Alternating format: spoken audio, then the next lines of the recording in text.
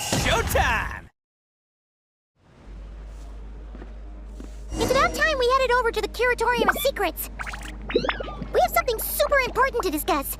You remember, right?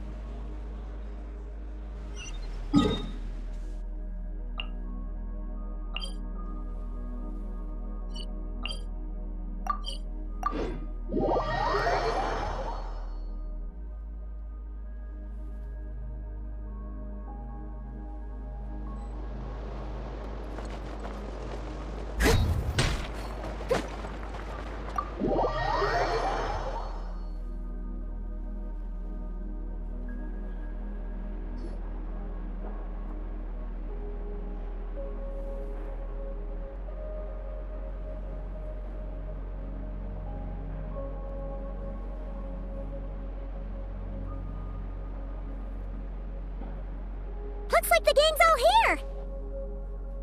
Yep, all ready. How about you two? Green and good to go? Paimon's ready!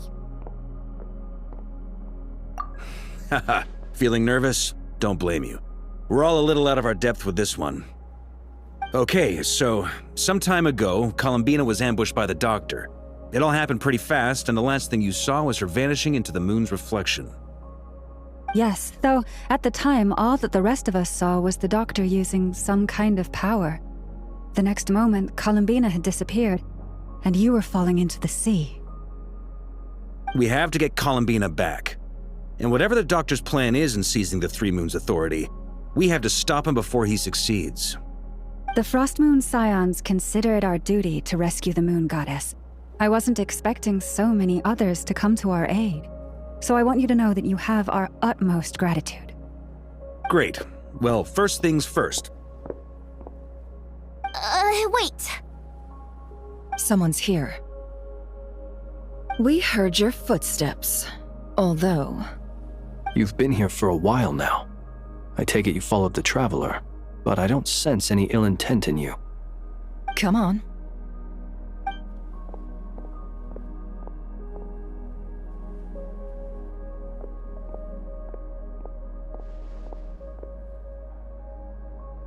I figured it wouldn't take you long to notice me. I come bearing news from my lady, the Knave. Dottore went through the motions of returning to Snezhnaya, but it was obviously a facade. However, he has not returned to the Kuvaki Experimental Design Bureau, nor has he made an appearance in Nasha Town. Well, in that case, he'll be in his lab way up north. I always wondered why he applied for his own private pad. He was planning this all along. Tell them that Sandrone and I will go on ahead. If they still intend to pursue this matter, they should meet us at the research center in the northern tip of Nodcry. Nice of Columbina's two best friends to think of us. We appreciate the heads up. Our sincere thanks to the Fatui for your aid. Lady Damselette may have left our organization, but at least some of her colleagues remain genuinely concerned for her well-being. Not to mention that the Doctor's increasingly cryptic conduct gives us great cause for alarm. We have crossed swords many times before, but it's not personal. We're just on different sides. We don't lack humanity.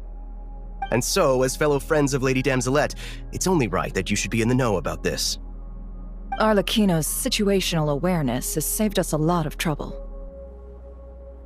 I'll leave the map here with you. If you do decide to head to the research center, please proceed with caution. And remember, at least while you're in Nodcry, Lady Arlecchino's subordinates are your comrades if you want them to be. This is very accommodating of you. We can't thank you enough. Just doing my duty. I shall take my leave now. If you need us, you'll find us at the Experimental Design Bureau.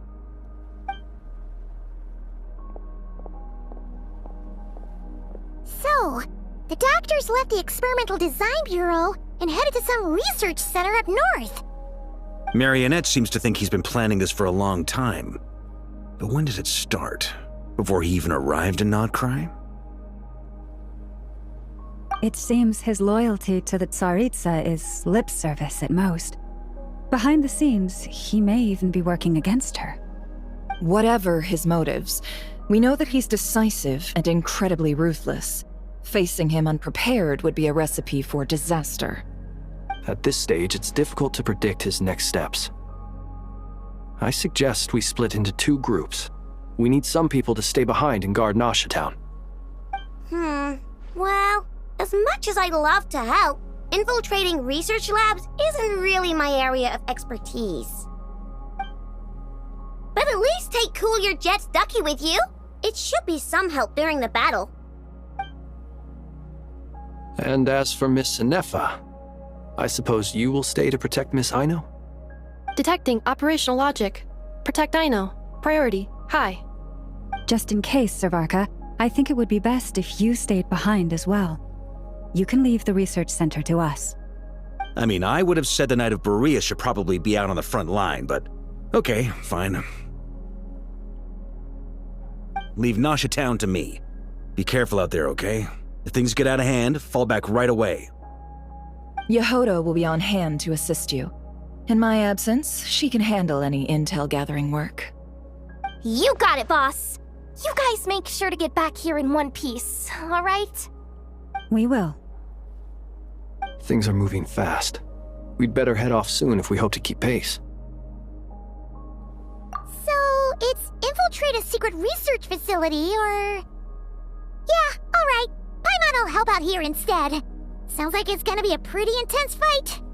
We all have to bring our A game here. So, anything you need to wrap up before we leave?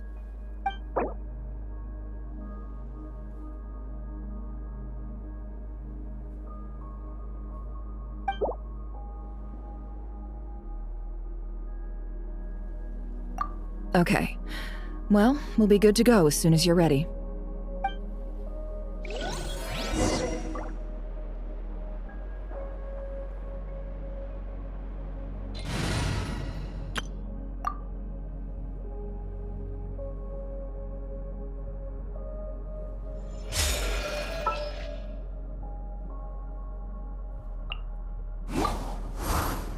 Leave me alone. Never mind. Let's go. We all have to bring our A game here. So, anything you need to wrap up before we leave? Then you'd better get going. Very well.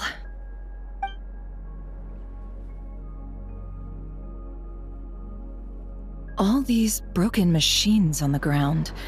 Someone got here before us. Could it be Arlecchino and Sandrone?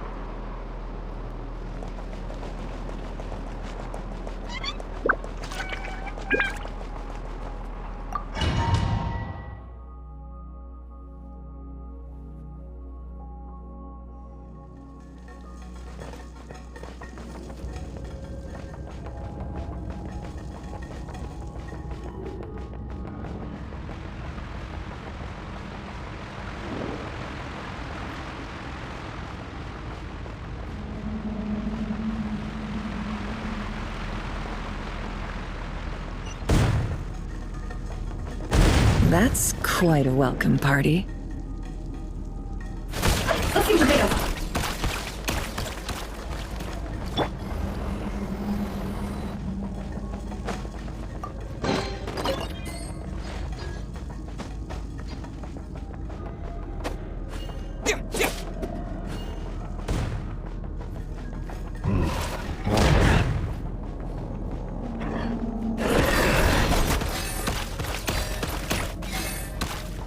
Get back!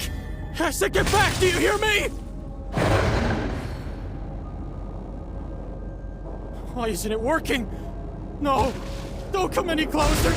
Don't!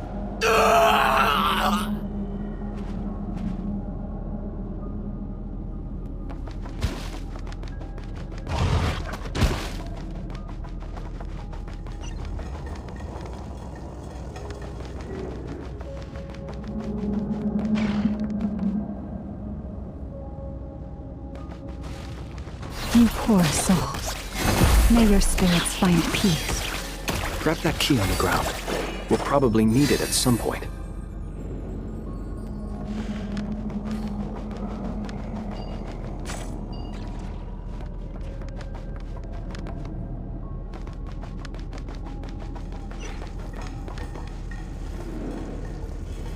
What Watch out! There's no way through. Let's go around.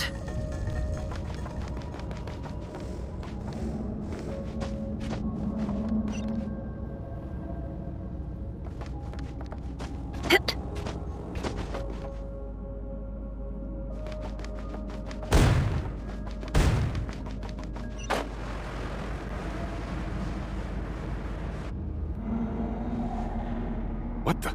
Trespassers? Here? What's wrong with you people?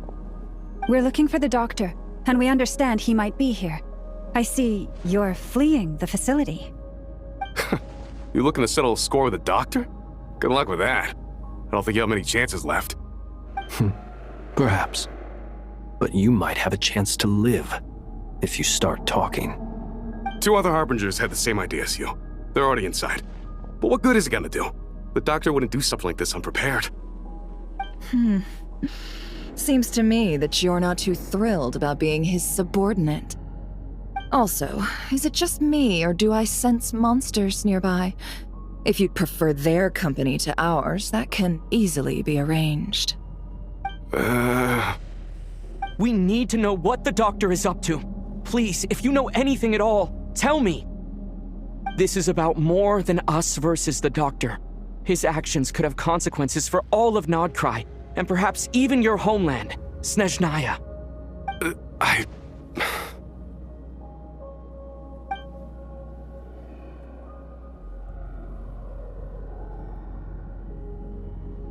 He's building something. Ambitious doesn't even begin to describe it.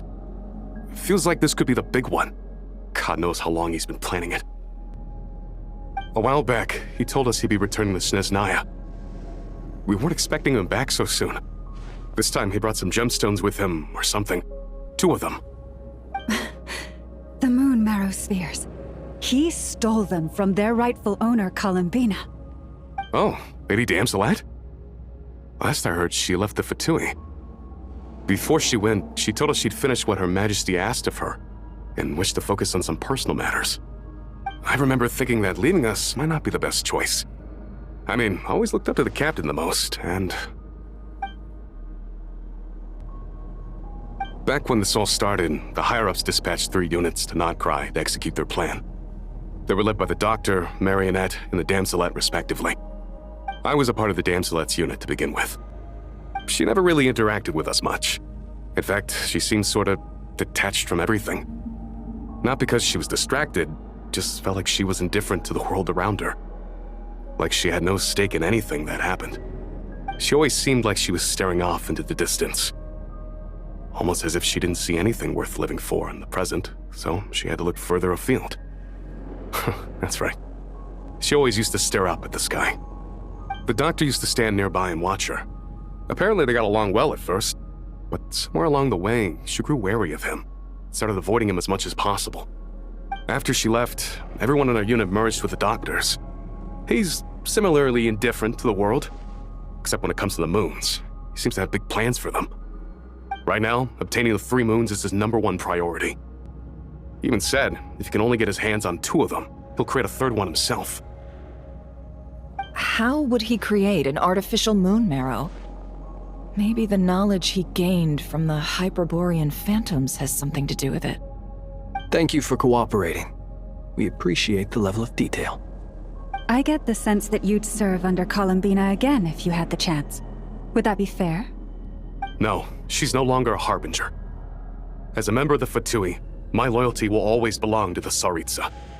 I'm only telling you all this because I don't completely trust the Doctor. His actions do not align with the goals that first brought us to Nodcry. I understand. We'll do everything within our power to stop him. The Knaves unit is based at the Kuvaki Experimental Design Bureau. Maybe you can seek refuge with them. Well, now we know what's going on here. Artificial moon marrow. He's likely well on the way to completing it. Dottore's technological capabilities are far more advanced than I thought. I fear this could get ugly. Everyone, prepare yourselves.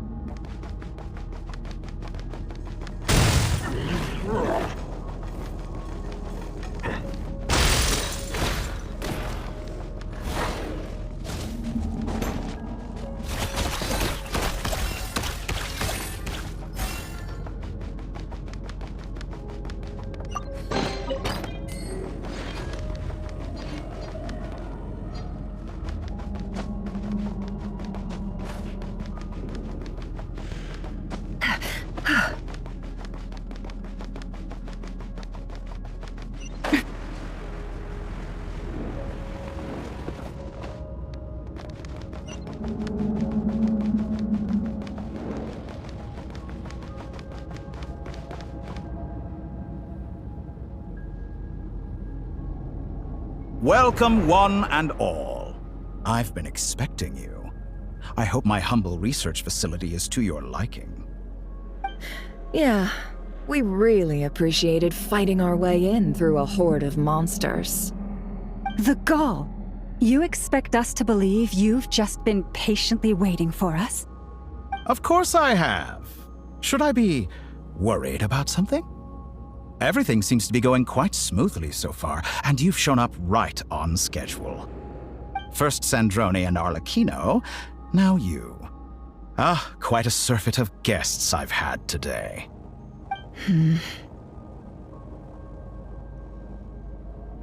If you were looking for them, I should probably mention that Arlecchino disappeared as soon as she entered the facility. As for Sandrone, why, she stood right here only moments ago demanding answers from me at the top of her voice. Hardly out of character. She never was one for basic courtesy. But I have to admit, I was a little surprised to see her showing concern for someone besides herself. Does everyone you associate with undergo such a change in temperament? Speaking as a researcher, I have to say, it is not a change for the better. It threatens one's ability to remain objective. Well, since you ask... So you've got your hands on the moon marrow, and now you're claiming godhood. Don't you think that's a bit of a stretch, Dottore? I must protest what you are insinuating with that phrase, claiming godhood. I am not claiming anything. I am stating a fact. You're a researcher. I'm sure you appreciate the distinction between the two. Huh? Wait, you really think you're all that? You'll excuse me if I'm not being a polite little lady for you. We're colleagues. We both know what kind of person you are. By the same token, I knew you'd respond along those lines. You and I both understand that facts speak louder than words. To that end, I've had my people send you a small gift. It should go some way toward helping you understand my present position. What gift? Where have all your troops gone? Who knows? Perhaps they are already marching toward a new world, following in the footsteps of an unknown god. As vulgar and arrogant as you may be, dear Sandrone, I have no intention of taking out my displeasure on your subordinates. They will enjoy equal rights to my own. You sent your people to the Experimental Design Bureau? That's a Tsaritsa's property. Yes, and I am very mindful of Her Majesty's instructions. But you know full well that they do not conflict with my present goals. In which case, all I'm doing is conducting another one of my experiments. Is there a problem with that? Now then, you have a judgment call to make. Am I simply lying to stall you? Or is it possible that every word I am saying is the truth? In which case, your subordinates really are in danger. So now you've turned on fellow Fatui's soldiers. You're completely insane. I have set a new rule for myself. Each person gets one chance. Naturally, that includes you, Sandrone. If you wish to leave, I won't stop you. We are colleagues, after all. Scumbag!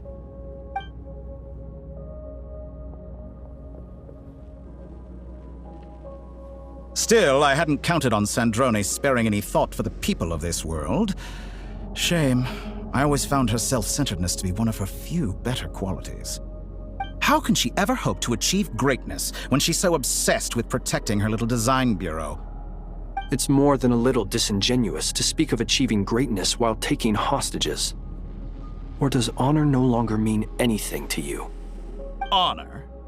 I have the marrow of 2 moons in my possession and will soon complete the construction of a 3rd. I will be the god of a new world. And you speak to me of honor? How charmingly naive. Those are sacred relics. You do not deserve them. In my view, many in this world do not deserve to be alive. And yet, I mercifully permit them to go on living, do I not? You'll come to regret your actions. Will I now? Let's see if you can make me.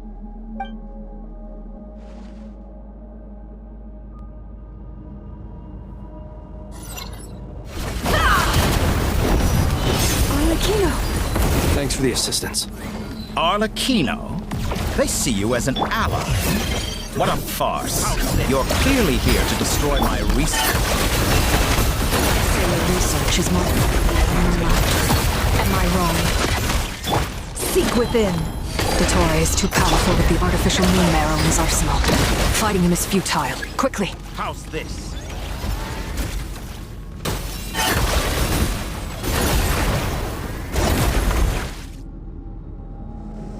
Let's go. I've always thought it is wiser to flee than surrender.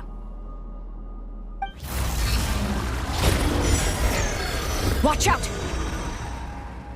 What the? Forget about me! You should... Where's the Traveler?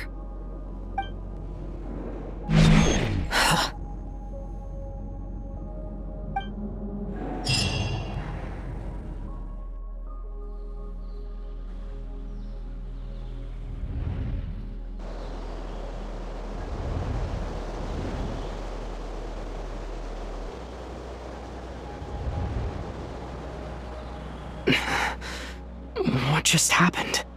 Nasha Town? How did I get here? Strange. I remember being trapped by Dottore during the battle. And now all of a sudden, I'm here. Something weird is going on. I guess I'll start by exploring the area. Huh? Traveler? What brings you here at this hour? Huh? What are you in the mood for today? A hot dog? Or something else? We've got some special discounts at the moment. Want to see the menu? Sorry, I'm not hungry right now. Ah. Well, feel free to take a seat for now. Let me know if you change your mind. Everyone seems to be acting normal. Am I just overthinking? Oh, darling, look who it is. One of our regular customers. Get the Traveler something to eat, would you, dear? Wait, why is he talking like that? Well, I'd love to, but can't serve a customer unless they order something. Anyway, I take it your business is wrapped up? Yes, thankfully. It was a long trip, and it's left me feeling pretty exhausted. But the upshot is, I won't have to leave again for a good while. We can have some quality time to ourselves. Wait, these two are a couple? I see some kids around too. I didn't know they had a family. Hey there!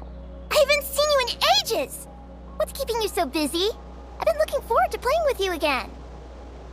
You forgot already? You're silly. Daddy brought you over to our house recently.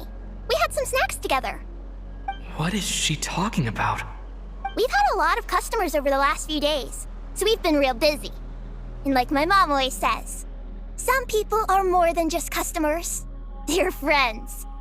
Oh, another customer's arrived. I better go see what they want. This is all wrong. I never once heard the owner of this restaurant talk about their family. It certainly isn't a family-run business. And that child? I don't recognize her at all.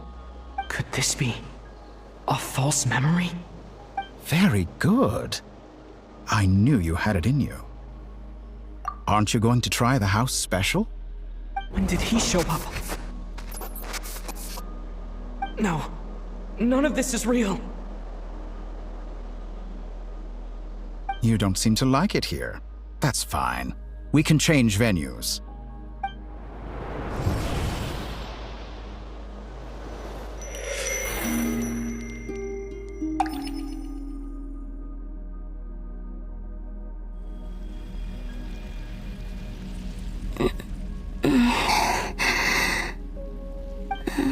I'm still alive. Where is this place? It took all my strength to open the moon gate, and then I leapt into it. So this is the moon's reflection? The mysterious realm beyond the gate?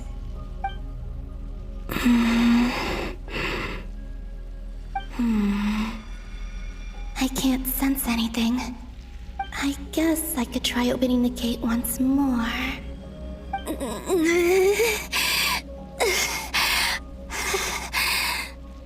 No response. Maybe this space can't be opened from inside. If this was the space that killed both Revier and his lover, then why am I unscathed? Or... no, I'm not unscathed. Even the air here feels... frozen in place. There is nothing here with which I can restore my power. I should conserve my strength and proceed with caution.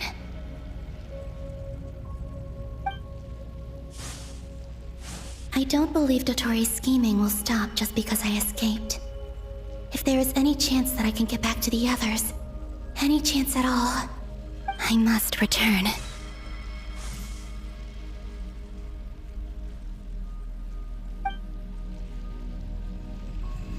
Emptiness, silence. What is this place? Or maybe the real question is, what is it for? What's this? Looks like it responds to my power.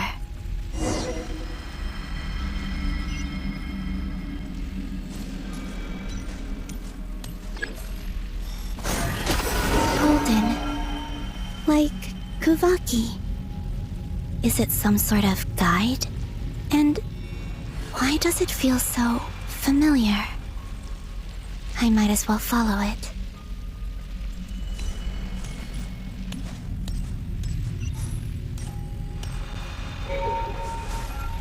Where does this lead?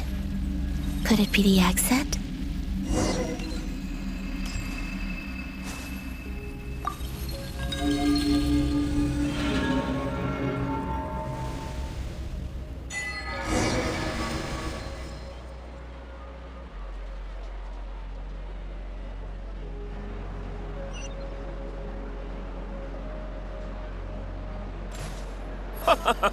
Welcome home, Moon Goddess.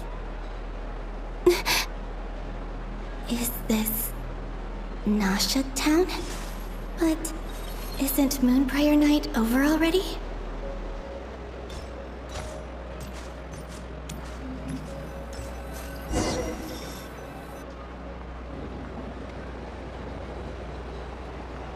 Goodbye for now, Columbina. I hope you have a wonderful night. I will. Lama, everyone else, and... me? Are these... my memories?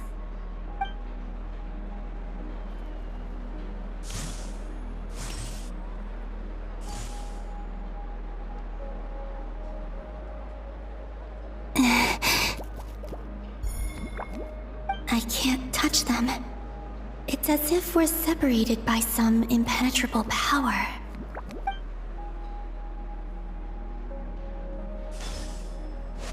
Over here! Over here!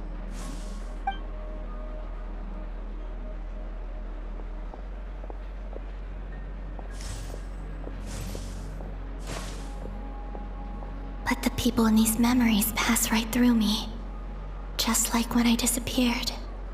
If only I had known what would come to pass after that. Even so, I should still take a look around. Just being back here. It gives me the strength to keep going.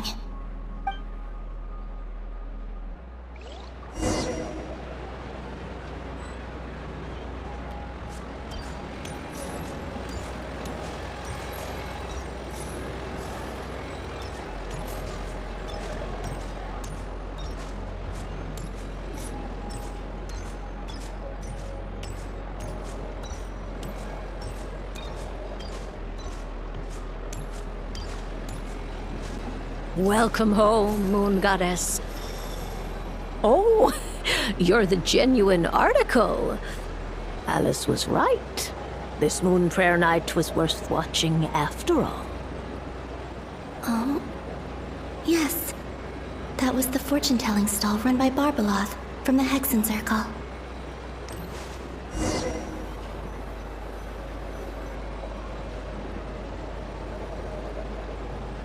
Please, draw the first lunar arcana. Ah, this represents destiny and is the foundation for the divination as a whole.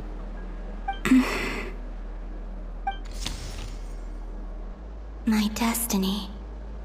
I believe the card I drew was the moon. Now that I think about it, Barbalot's divination was absolutely right. It's almost time to draw the last card. The one that represents the future.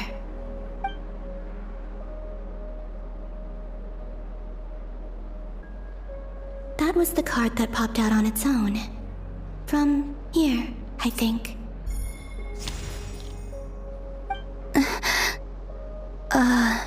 Kuvaki Pulse? What? Fascinating. I've never encountered this before in my role as a diviner. What's going on? Did that card leave the deck?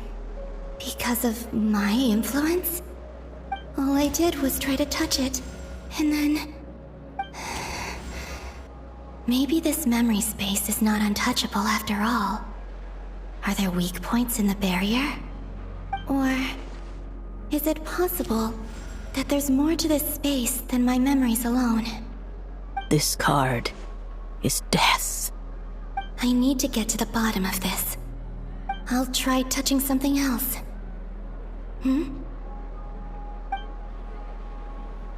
Is this... the wind? No, it's gravity. It's pulling me outwards. No, Traveler!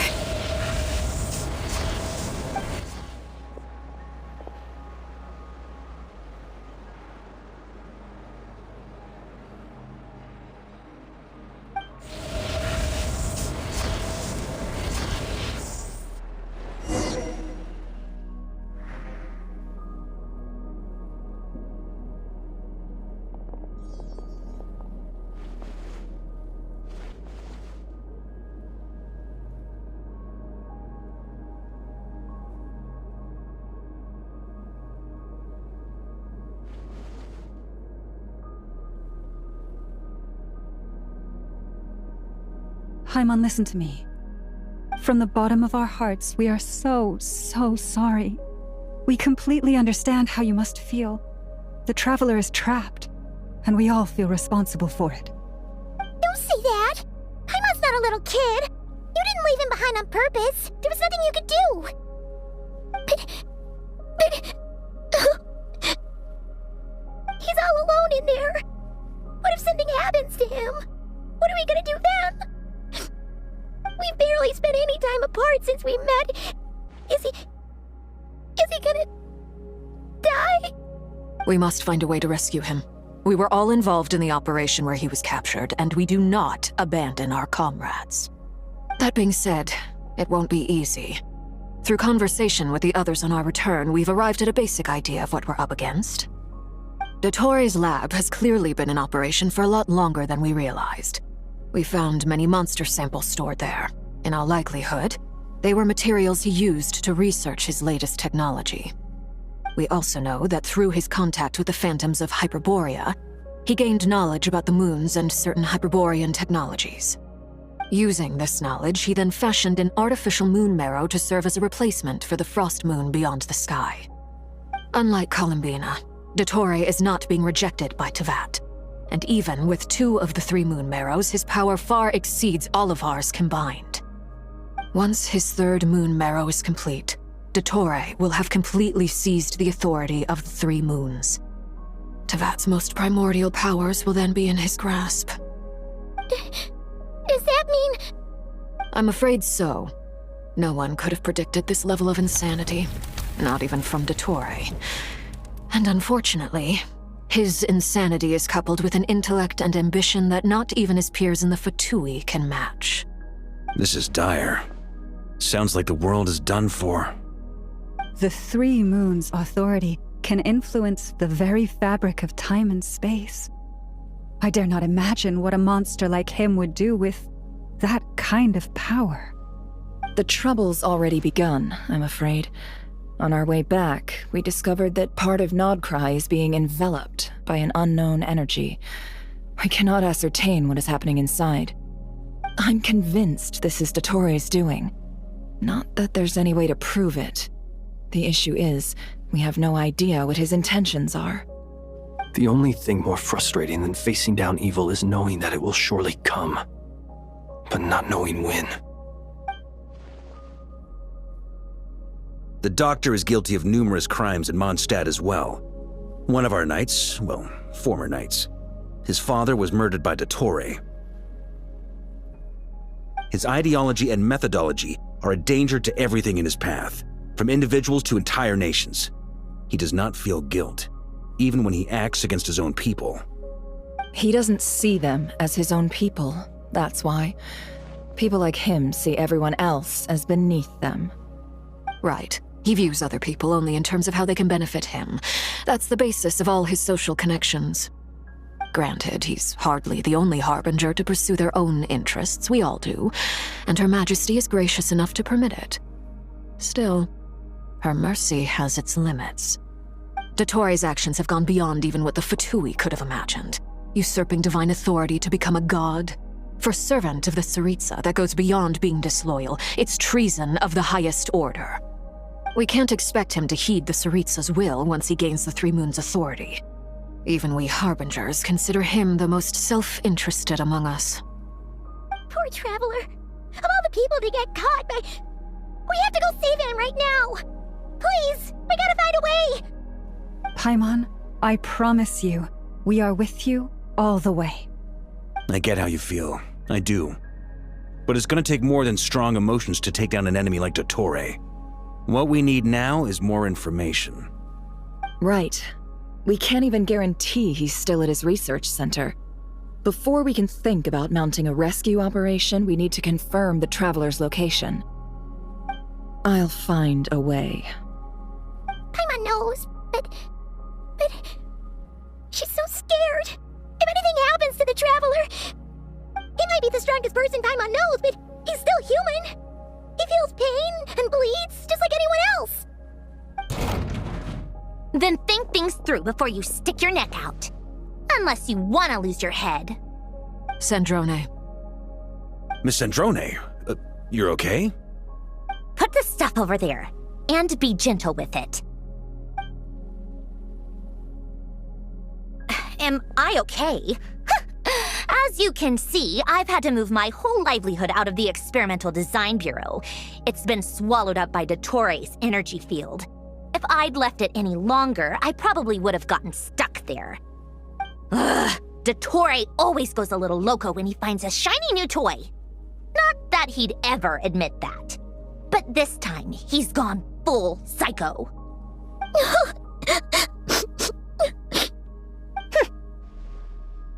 Just go ahead and cry already.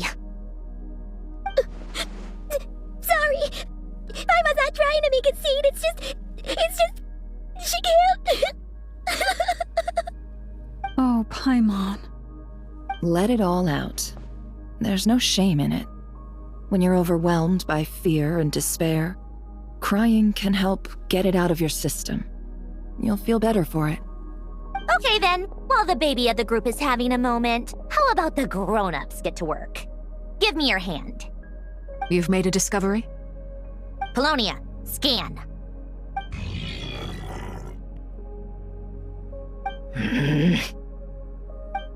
You, hand, now. Oh, I thought you'd never ask, my lady.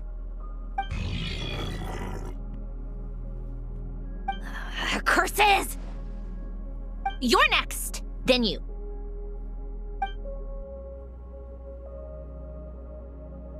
Dottore, you son of a... He's done something to us! Everyone who entered his research center has been implanted with some sort of curse. I don't feel anything unusual at the moment. Does that mean it hasn't activated yet? Is there a way to figure out its purpose and what might trigger it? My best guess is Dottore created it using the Moon Goddess's powers. 1 second, analyzing. Ugh! That friggin' maniac! So, what twisted game is he playing this time? The moment I analyzed the energy composition, some encrypted text appeared in my mind's eye. And when I deciphered it according to the Fatui's standard encryption protocol, I got the following message. Feel free to run, or you will perish in nod cry. He's mocking us. Yep, he loves to toy with people. Only in this case, there might be more to it. But I didn't detect any murderous intent or malice either in the message or the curse's energy. As if this is him at his least malicious. Or perhaps all people are cowards in his eyes. Maybe he thinks the threat alone will be effective. What a despicable person. And he has the Traveler in his grasp. If I may, as unhinged as Dottore may be, he has always exercised great patience with the objects of his interest. I remember a comment he made when we first arrived in Nodcry. He said, "This world is, on the whole, an exceedingly dull place. But at least there are a few intriguing features, such as the gods, or the Traveler. Presumably, they interest him because they're unknown quantities. He wants to understand as much as he can about them." Agreed. The Traveler is Tevat's fourth descender. All Harbingers are aware of this. Since Dottore took such pains to capture the Traveler, he is unlikely to kill him right away. Okay, but we still have to do that rescue operation. Of course. I also think we need to read between the lines with Dottore's message. If he's encouraging us to run, that means we mustn't leave Nodcry under any circumstances. My guess is, his curse will only trigger if we leave.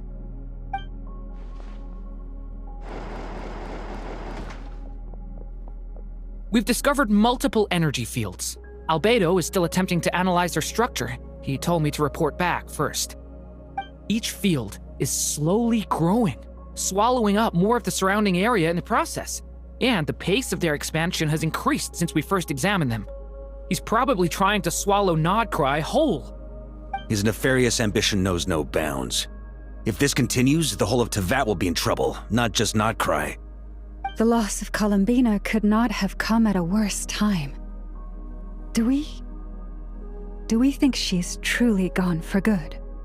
She entered the space beyond the Moon Gate, knowing what became of Rerir and Thelindis. I'm sorry, but I fear the odds aren't good. Don't be ridiculous. If I know her, she's busy finding a way back as we speak just so she can annoy me. She isn't dead. Whatever has become of her, the fact remains that we are two comrades short on the eve of a decisive battle. We need to find out the Traveler's location, but there is also other work to be done. Agreed. Whatever Dottore's planning, we have to get the local populace somewhere safe. So, as well as a rescue mission, we have to organize a mass evacuation at the same time. It would be best if someone could approach leaders of neighboring nations and negotiate emergency asylum for Nodcry's inhabitants. Can anyone handle that? Snezhnaya is one option. I'll see what I can do. This would be so much easier if the Traveler was here. No! Stop thinking like that, Paimon. Paimon will join you. She's pretty well connected thanks to the Traveler. Maybe it'll come in handy.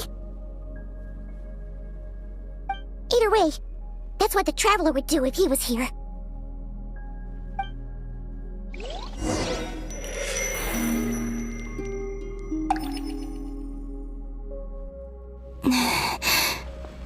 Back here again. That gravitational force that pulled me back. Is this where it came from? When I saw that memory of Moon Prayer Night, I think I influenced reality. Was it just a coincidence? Or... if only I could have sent the others some kind of warning on Moon Prayer Night. Maybe we could have stopped Dottore. I feel... so heavy. Does entering that space consume a lot of energy? Well, even so, I have to keep moving forward. Back to emptiness and silence again. I should try and find my way back inside that memory.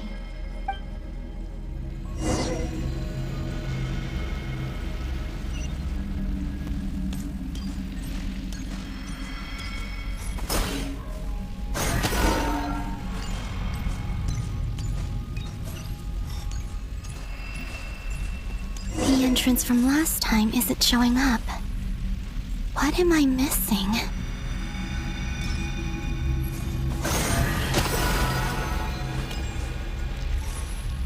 Looks like I need to gather these scattered fragments.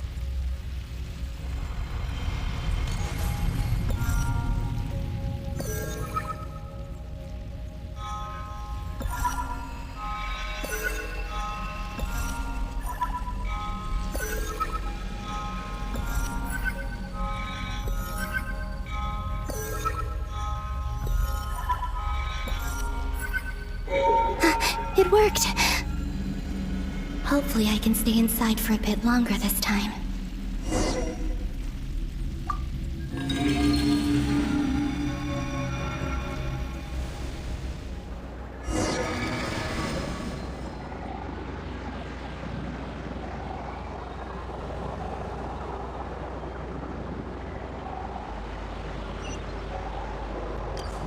Ad Astra Abyssosque. Welcome to the Adventurers Guild.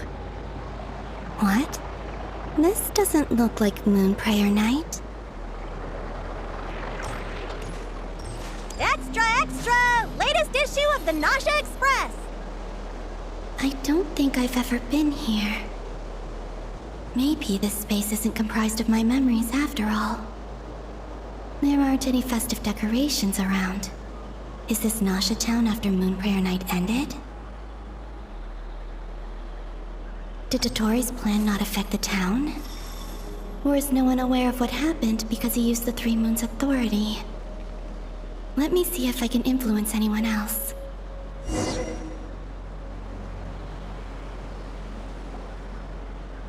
So, what do we do next? Wait, that voice. Paimon? The most important thing right now is to find that mage. Lauma, the Traveler, and Mr. Varga are here too. I'd better go pay the Fatui a visit. Traveler!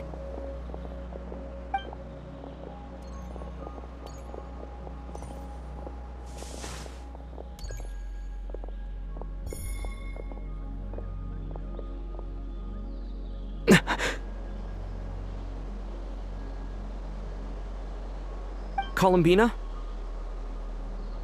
I made contact. It's me, Columbina. Huh?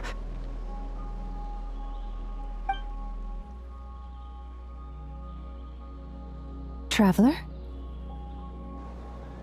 Let's go! This is no time to be spacing out!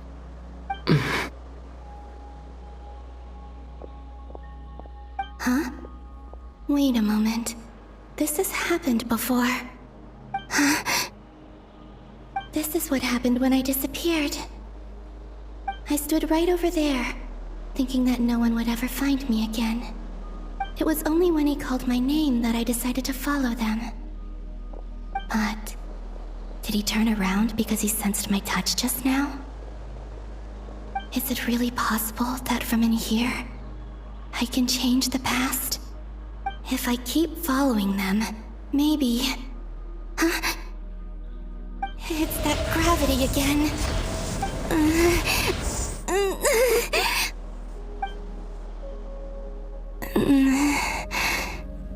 Every time I influence reality within that space, this force intervenes and pulls me back. It's as if it's trying to stop me from leaving.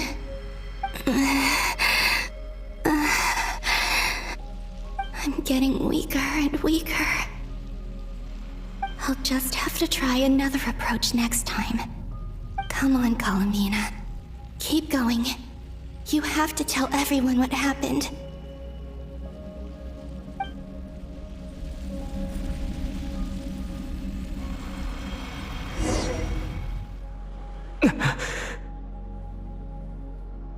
Suddenly, I've been plunged into darkness. Alone. It feels strange. As if something has grabbed hold of me. Is Tori now powerful enough to interfere with space itself? Look at you, standing so still in total silence.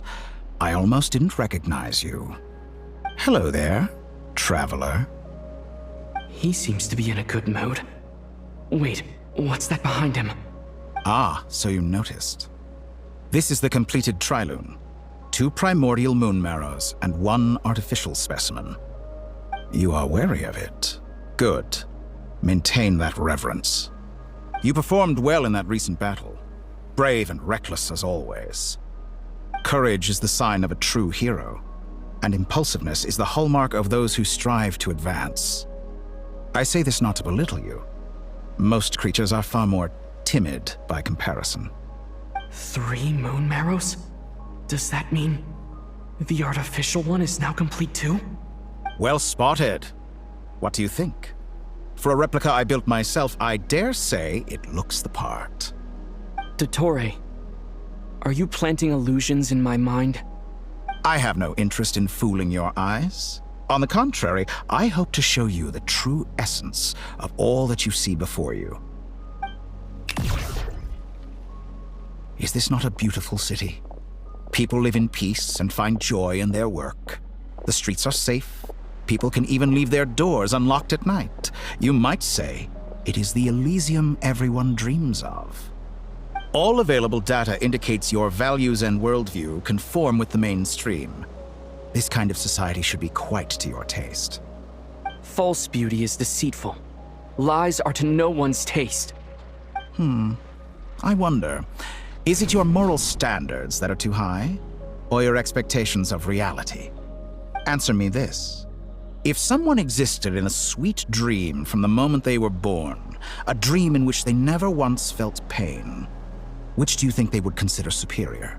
The dream or the reality? That's pure sophistry. It has nothing to do with your actions. As I suspected. You have yet to understand all of this for what it really is.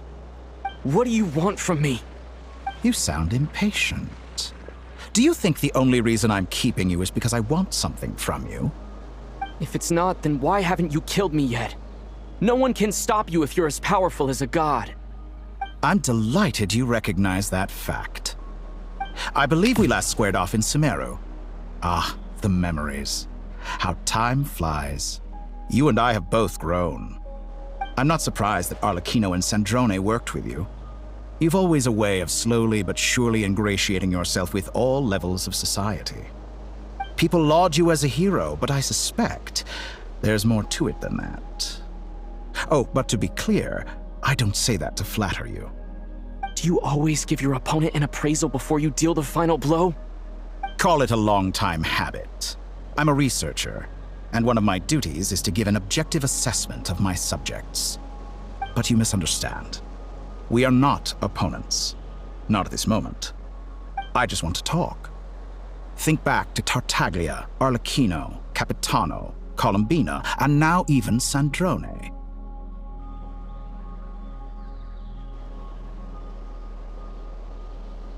You've worked with each of them in the past. I believe you can work with me as well. What makes you so sure? Well, why not? Should the good associate only with the good and the bad befriend only the bad? I like to think we could have a more mature relationship than that. Surely you don't think all your relationships are grounded in friendship or shared ideals? People come together because it benefits them to do so. If you think of the people you admire, you must surely admit that they have provided some benefit to you. Morality, ambition, dreams. People have plenty of words to embellish the nature of their relationships. But once you break free from those ethical frameworks, you will see that the only thing connecting the two of you is mutual benefit. And that is what I'd like to talk to you about.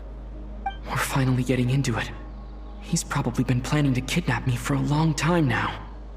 But for what exactly? He has the authority of all 3 moons. I won't be able to gain the upper hand in a fight. Best if I pretend that I'm willing to negotiate for now. You say you're a god, but you also speak of mutual benefit. What could a god want that the 3 moons cannot provide? Excellent question. But before I answer, I would ask you the same thing. Gaining Colombina's allegiance was a rare and extraordinary feat. But the Moon Marrows are now in my hands, and I have the edge over her. For this artificial moon is not being rejected by Tevat. Her identity and lineage may have been a thing of glory in the old world, but they were also shackles that prevented her from ever integrating into Tevat. I, on the other hand, you may view me as a thief, but I have overcome that limitation. So what is it that the Three Moons cannot grant you? What stops you from negotiating with me to get what you want? I don't make deals with lying psychopaths. That's quite an accusation. Are you expecting me to get angry with you? Well, this is one aspect in which my personal growth has served me well.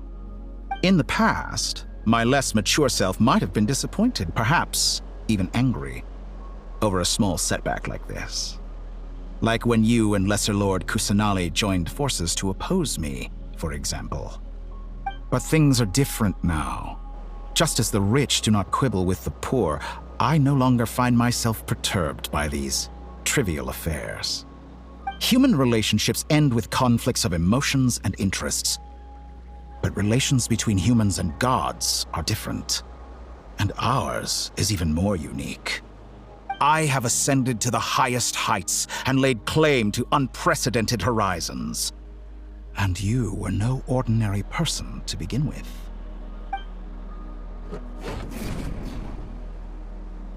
Allow me to show you the world, Descender.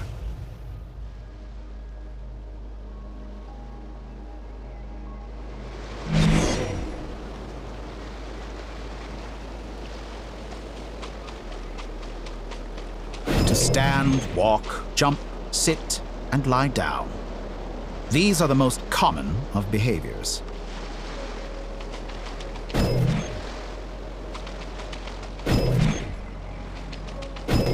Have you ever wondered why we were born following such laws? Who stipulated that we could not fly instead of walk?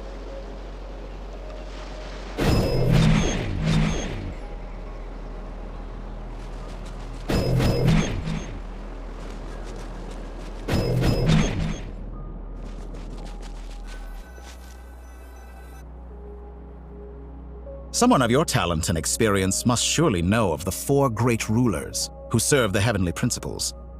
They govern life, death, time, and space. One wounded by a blade will die from blood loss or infection, and one who falls into a lake will drown in agony. The elderly wallow in solitude, and the solitary age faster. Eventually new life is born, only to embark on the same path of suffering. These four divisions anchor the world and shackle those who live in it. But they themselves transcend its boundaries, squandering the power bestowed by the heavens. All who live yearn for equality, but unless the gods prostrate themselves and profess that they are mere servants of the living, equality can never exist. Who makes the rules we must live by? Who has the right to restrict us? The limits of the body can be rejected.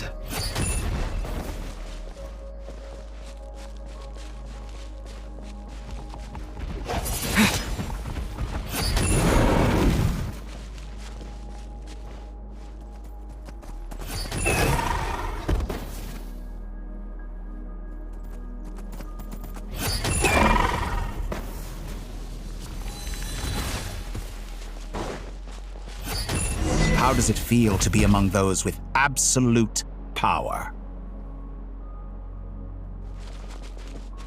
You cannot conceive the extent to which your flesh hinders your mind and spirit.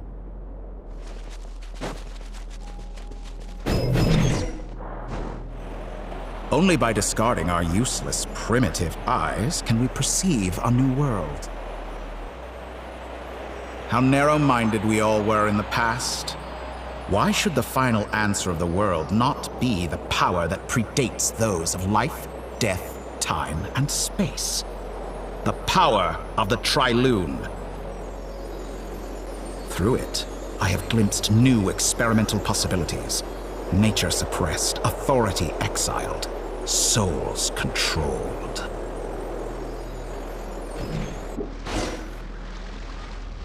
You know, I heard recently that a group of critics reviewed countless stories and drew an interesting conclusion. They found that it is more often than not the villains who strive tirelessly to push the boundaries of progress. In fact, long before this, someone voiced a similar idea in an academia editorial. I felt a great affinity with this perspective. I have never been afraid to step up and play the role of the villain. Fanatics are trampled down for their transgressions, and those who transcend are rebuked for their audacity. And so, the majority of creatures are too timid to follow my lead. But all sacrifices made during my experiments have been worthwhile, as you can now see. I can offer you something new, something unique, precisely because I am a villain. Think about it. We are eternally bound through mutual interest. Can you truly say you would never turn to malice if it could give you the life you dream of? After all, what value do perfection and purity really have? They are fragile and feeble things, utterly tedious. I say, better to be governed by a flawed humanity than a gnosis. The true seeker of knowledge is the villain who undergoes countless tribulations in pursuit of their goal. I'm sure many people have told you that you're different. Because I'm a descender? Exactly. Very clever. But what has that got to do with you? I do not conceal my wicked deeds, my selfish desires, or my greed. A true researcher must act as I do if they are to understand and speak of the truth. And yet, a knowledge seeker like myself will inevitably grow tired of studying Tevat beyond a point. You have traveled to all corners of the world and met many people. Along the way, there have been moments when you were misunderstood or even became a wanted criminal. And all the while, you have spent your days doing some of the most mundane jobs in the world. You fight and toil, claim minuscule rewards from my friend Pantalone, then you fight some more, winning some battles and losing others as your search goes on. And this cycle continues, with no end in sight. Surely you must sometimes grow weary of being stuck in this same loop day after day. We're completely different. I embrace everything that life throws at me. I am engaged in every step of my journey. How does that make us different? I too embrace what life brings, researching everything that interests me. Think of all the novel things I've managed to create, like the artificial moon marrow. Don't you see? As unique a specimen as she was, even Columbina is not irreplaceable. Take that back! She's gone because of your actions! I didn't say that to anger you. Though admittedly, I don't see what there is to be angry about. Anything Columbina could do for you, I can do better. I know what your ultimate goal is. You wish to walk the path your sister walked, and seek answers from her at the end of that journey, don't you? Someone like you could never understand what it feels like to care about another person the way I care about her. Perhaps not, but that doesn't mean I can't help. I could find your sister right now, bring her before you, and make her give you the answers you seek. Don't be so presumptuous. You'll never begin to understand the situation between us. Oh, no. This is no presumption. I'm only offering what I know is possible with the power of the Trilune. But it seems like you would sooner continue with your journey through this world. Why? Do you truly desire this journey? Or is it simply a necessary process from which you cannot escape? Think of all the time and energy you have spent, everything you've had to endure just to make it this far. Is this really what you want? Or has your hand been forced by the promise of that final answer? Yes, you have made many friends. But do they ever spare a thought for the void in your heart and what it yearns for? What you want is not friends. It is family. But do they know this? I, on the other hand, am far more considerate. Join my experiment, and in return, I will bring your meaningless journey and all its struggles to an end. This is a malicious attempt to manipulate me. But at the same time, he's stating some very human truths. Of course he's right about my predicament. How can I deny it? I have faced ungrateful strangers, never-ending troubles, an endless quest for answers. I I want to see her. After everything I've been through, words can't describe how much I miss her. How much I want to be reunited with her. Wherever you are right now. Do you miss me too?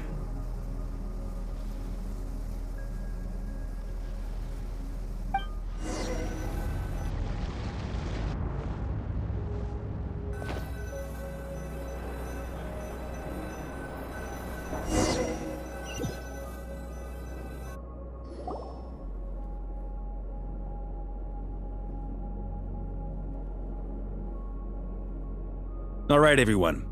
Our next mission is clear. We need to contact all the major organizations, explain the situation to the public, and then begin the evacuation. The residents of Not Cry are quite dispersed. The two most populated areas are the Southern Isles and Pyramida. Miss Lauma, I will leave Hisi Island and Nasha Town in your hands. I will liaise with the Fatui and Pyramida. Agreed. We will reach out to Natlan and Snezhnaya. Anyone found north of the Experimental Design Bureau should follow the Fatui to Snezhnaya. As for those dwelling south of that line, I will ask the Voynich Guild to help persuade them to leave. Then I, Mr. Varka, and the Frostmoon Scions will escort them to Natlan. The Voynich Guild has dealings with the Curatorium of Secrets. I will send them a letter vouching for your credibility. Yehoda, you should help Lauma. This is too big of a task for one person. My wish has come true. You're willingly lending me your most capable employee for the day. Well, good for you if all this only takes a day. Of course, if it takes any longer, I'll be charging a fee. Boss, wait! Don't I get a say in this? Oh, I'm sorry. Something to add, Yehoda? Well, no one's more important to me than you, boss. And remember how Lauma healed your eyes after that big battle? I think that's worth at least 2 or 3 days' work for the Frostmoon Scions. Are you completely incapable of acting in your own self-interest? Or do you simply devalue your own labor? Are you sure you don't want to come with us? Who will see to our other work if we're all busy evacuating residents?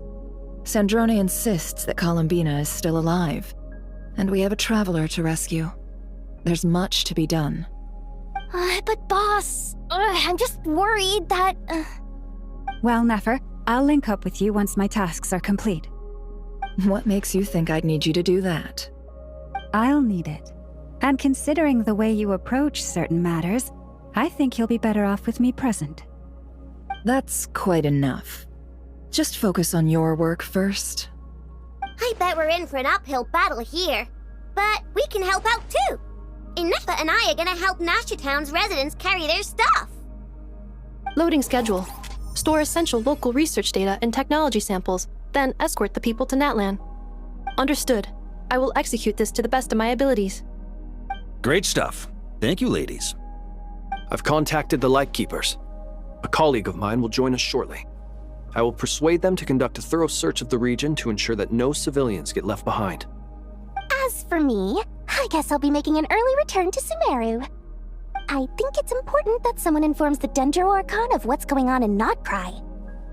Roger that. Someone should inform Mondstadt, too. Mr. Duran, can I trust you to handle that? I think you fly faster than any of us can run. As an added incentive, get there fast enough and I'll see about getting your gliding exam waived. Really? Ha! Mission accepted, sir! I intend to stay behind and help Miss Sandrone with her research. She has some alchemy-related questions that she'd like me to explore. She recognizes your expertise, then. I wish you a fruitful collaboration. Thank you. In truth, I was surprised to hear her express an interest in subject matter outside of machines. I believe she has been investigating some Fontanian technology recently. She made a point of bringing the relevant materials with her when she left the Experimental Design Bureau. She's sorting through everything in her room as we speak. I should mention that we have one other friend who isn't present. He hasn't made his position in all of this clear. But if we know anything about him, he's likely investigating on his own. Paimon's been very quiet today. but I know how close she and the Traveler are with the Natlanese. She should come with us to the border. Okay. Paimon will do her best. Make sure to heed Sandrone's warning. Many of us have been cursed by Dottore. As such, under no circumstances should anyone cross national borders. Remain within Nodcry. That aside, personally I have faith in Columbina. Things look grim, sure, but who knows how it'll play out. Same goes for rescuing the Traveler. Both of them are important allies and friends. We'll be counting on you to gather intel on them, Miss Nefer. Oh, wonderful. You're all here. That voice again! Nicole? Whoa, that was loud! And it came out of nowhere. So mysterious. Sorry, this is the only way I can speak to you all right now. Please accept my apology. Anyway, time is short. I'll cut to the chase. We're still facing quite a catastrophe here at the world's borders. Alice has roped in every Hexencircle member she can get a hold of. Except for me. She told me I had to come and help you all out as a matter of urgency. I quote, "You love talking, don't you? Well, now it's finally your time to shine. Take these. Make sure the whole party gets one each. You'll be in charge of making sure everyone stays connected." Huh?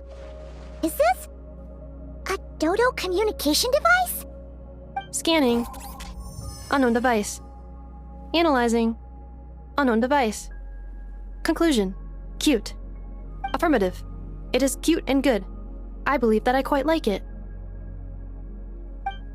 This is no ordinary Dodo communication device. It's my very own special modified version, specifically... sorry. I almost went off on another tangent there. Anyway, help yourselves. It will allow us to communicate over long distances within Nodcry. No more worrying about shuttling messages back and forth. What astounding technology. Am I right in assuming that it relies on your personal abilities to function, Miss Nicole? Yes, exactly. Right on cue, Albedo. I'd love to brag to you all about how it all works, but no, next time. Anyway, I'll be right with you all, serving as a communication hub. That's all from me. Head off as soon as you're ready. I'll be staying here to keep watch, and I'll be sending you my blessings.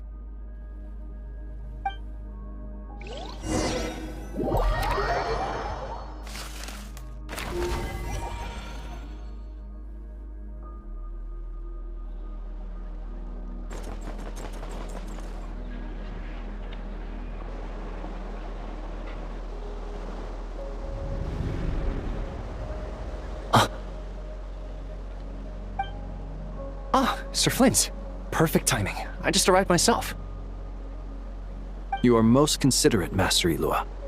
But in fact, I know you have been sitting here for quite some time. If you saw me, why didn't you say something? I was curious to see how long you could sit still for. Also, shouldn't you have managed to sense me approaching? That would be a first. You always seem to appear out of thin air without making a peep. Also, how many times do I have to tell you not to address me as master? I don't qualify. I beg to differ. Why should a young man so well-versed in social graces as yourself not be worthy of that title? Please, Lord Flint's... Sir Flint's. I'm begging you, don't flatter me into complacency like you do with everyone else. You understand me better than most. My newest acquaintances tell me I love complimenting others. What do you think? I think they don't understand why you do it.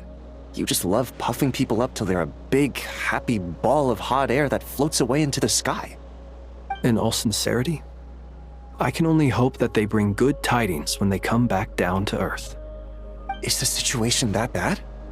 We just held a strategy meeting. Let me fill you in.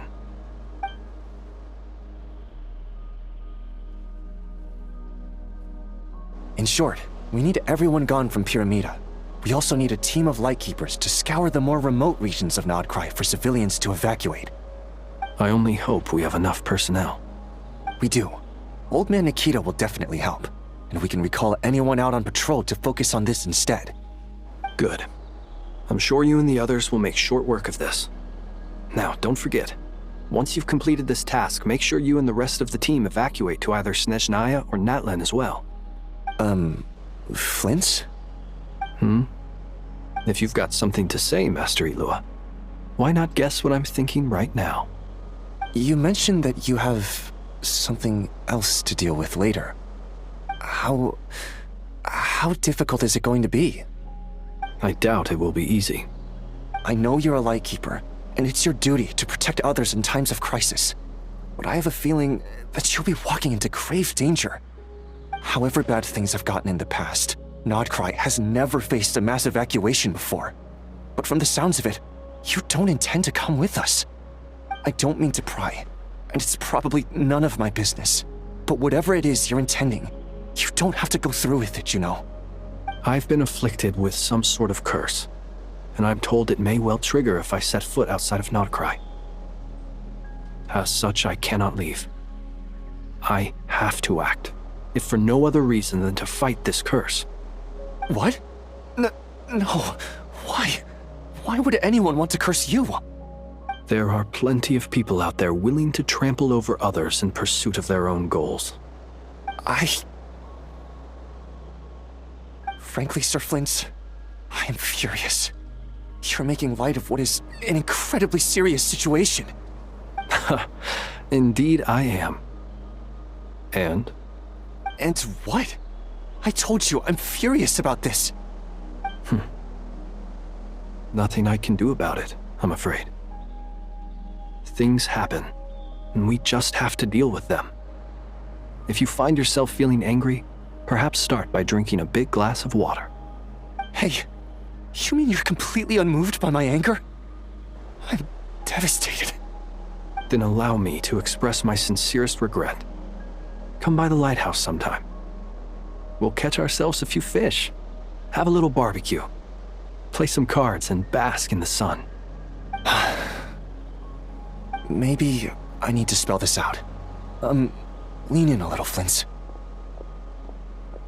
Oh my, this doesn't bode well. Word is that you were caught up in a real horror show recently. People were amazed that you returned safe and sound. They've been debating whether you're even human. I've returned safe and sound from plenty of crises.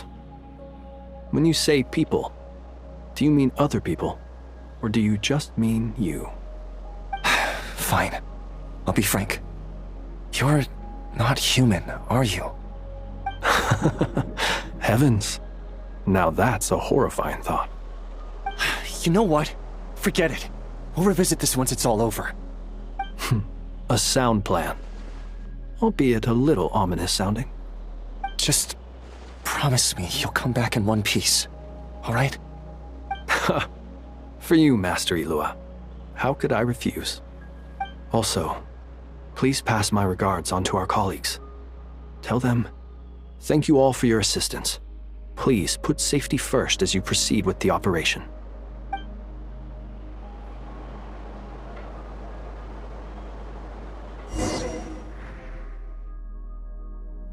I have to keep searching for a path toward reality.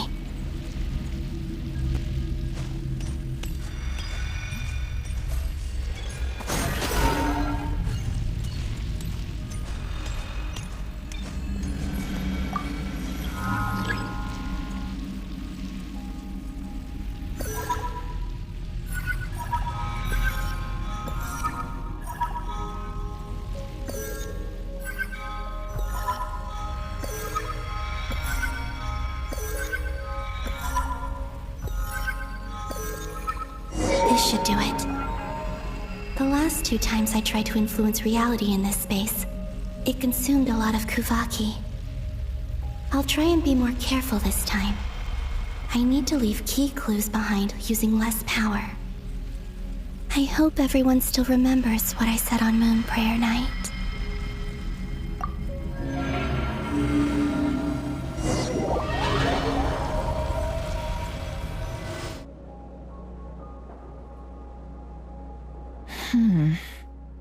Nothing here either.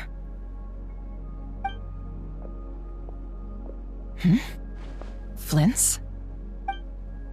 Ah, Miss Nefer. What are you doing here? Unless... I just spoke with Itlua about arrangements for the search and came for a walk nearby. As for you, why would... Huh. It appears we think along similar lines, and neither of us likes to accept things at face value. As well as figuring out how to gather intel on the Traveler, I wanted to confirm some of my own suspicions. Also, we'll need to bring a lot of force to bear against Ettore, even if we're only looking to rescue the Traveler. We can't leave anything to chance. You don't think Columbina perished either, do you? I'm merely considering the possibility that she survived, just as you are. How much can we really know about a deity like her anyway? Do you remember what she said on Moon Prayer Night? About using moonlight to send messages to us? Of course. I think that's why we're both here. Where have you checked so far? I've been focusing on the outdoors. Anywhere the moonlight shines. I checked most of Nasha Town, but didn't find anything. I checked the Curatorium of Secrets and a few rooms where I thought I might find some leads, but no luck here either. The only places I haven't looked yet are the rooms in the flagship. But process of elimination isn't the only thing that brought me here. Oh, really? What's your other reason? After all that build-up, our mystery ally never showed up even once!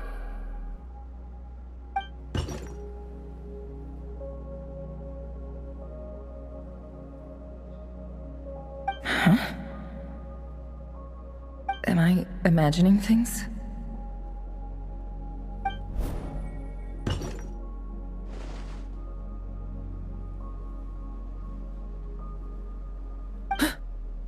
Come on, let's see what's going on. Oh no. I knocked over a vase as soon as I came in. It must have been caused by a Kuvaki fluctuation when I entered the space.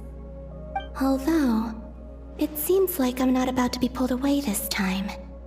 It looks like as long as I'm careful with my actions, it doesn't count as influencing reality.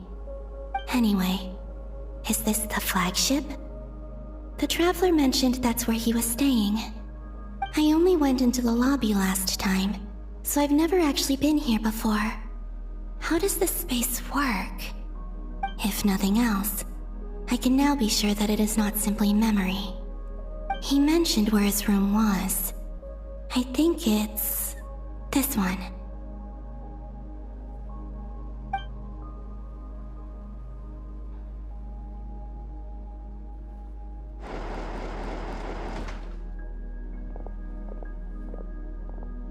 The door is closed. But if this is anything like when I disappeared, then maybe...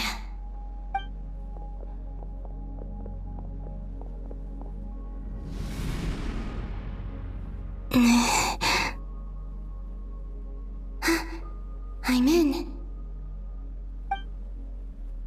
He and Paimon aren't here at the moment. I hope he's okay. I wonder what happened to him after that battle with Ettore. Best not to dwell on that for now. I need to try and leave them some clues. Please, Traveler. I really hope you find this.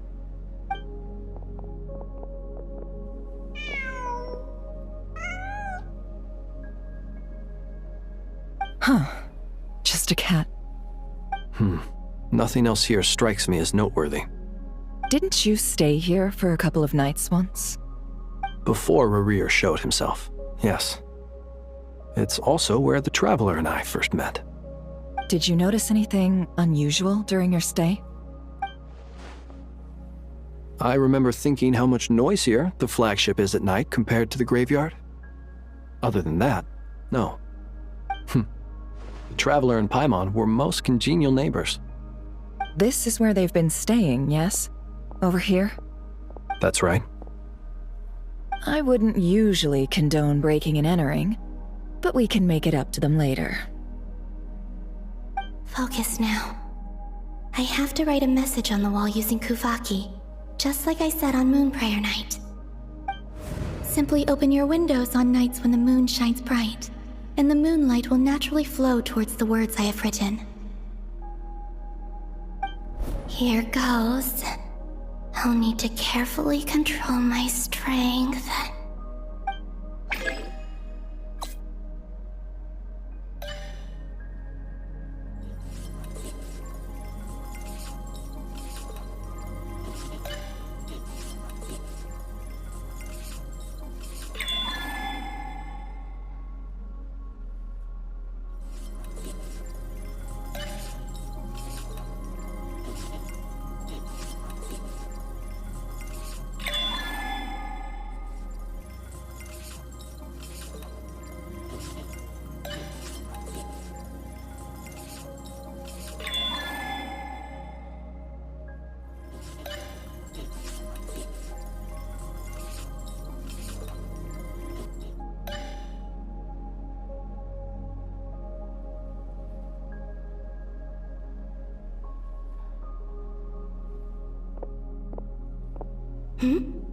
There's a noise outside the door.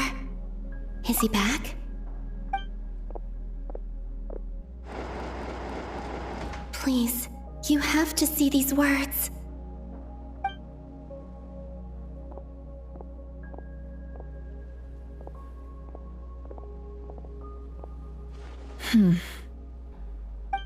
Well, do you sense anything? Unfortunately, no. And this place was our last chance. Not necessarily. We've only looked in Nasha Town so far. Miss Columbina said she would leave messages at her friends' dwellings. It's still worth checking where Miss Lauma lives and where I live. Let's try and make some time to look into those then. Wait. What are you waiting for? Oh, Paimon might have overeaten slightly. What's that look for? This is a victory feast. It's normal to eat a little more than usual. The Traveler in Paimon. It's really you. But why are they talking about a victory feast? Huh. You worried Paimon's sick while you were out there fighting Rare. So this is your chance to make it up to her, alright? Wait. So this is the night after the battle against Rare. How did I end up here? That's quite a long time ago now. Wait. Time. That's it.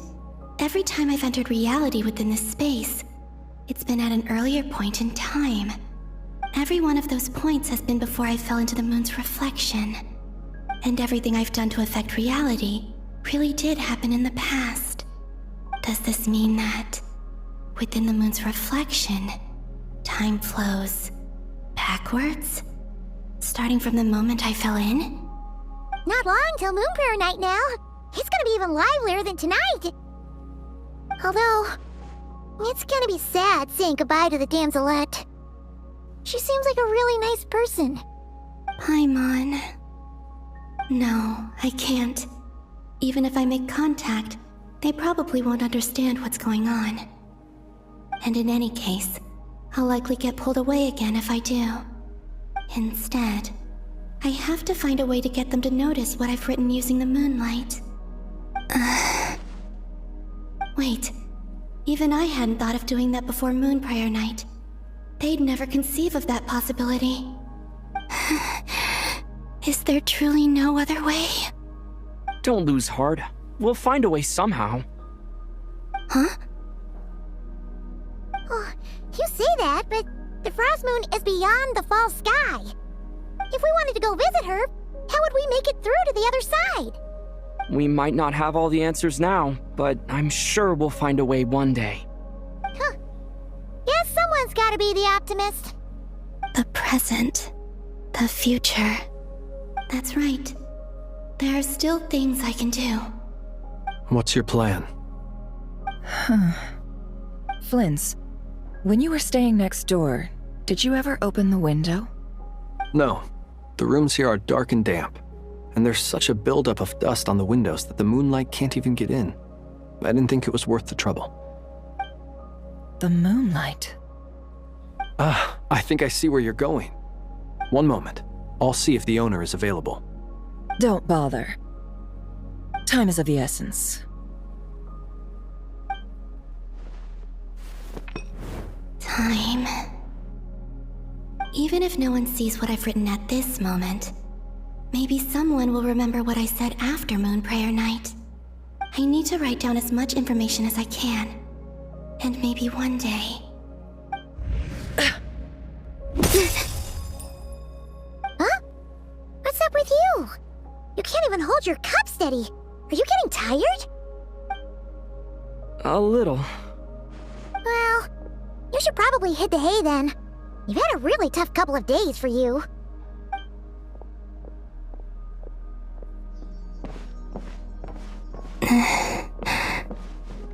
You truly have. You helped defeat Rerir, helped me reclaim my name, and you helped the others organize Moon Prayer Night. Wherever you are right now, I'm sure you're still fighting against the injustices of fate.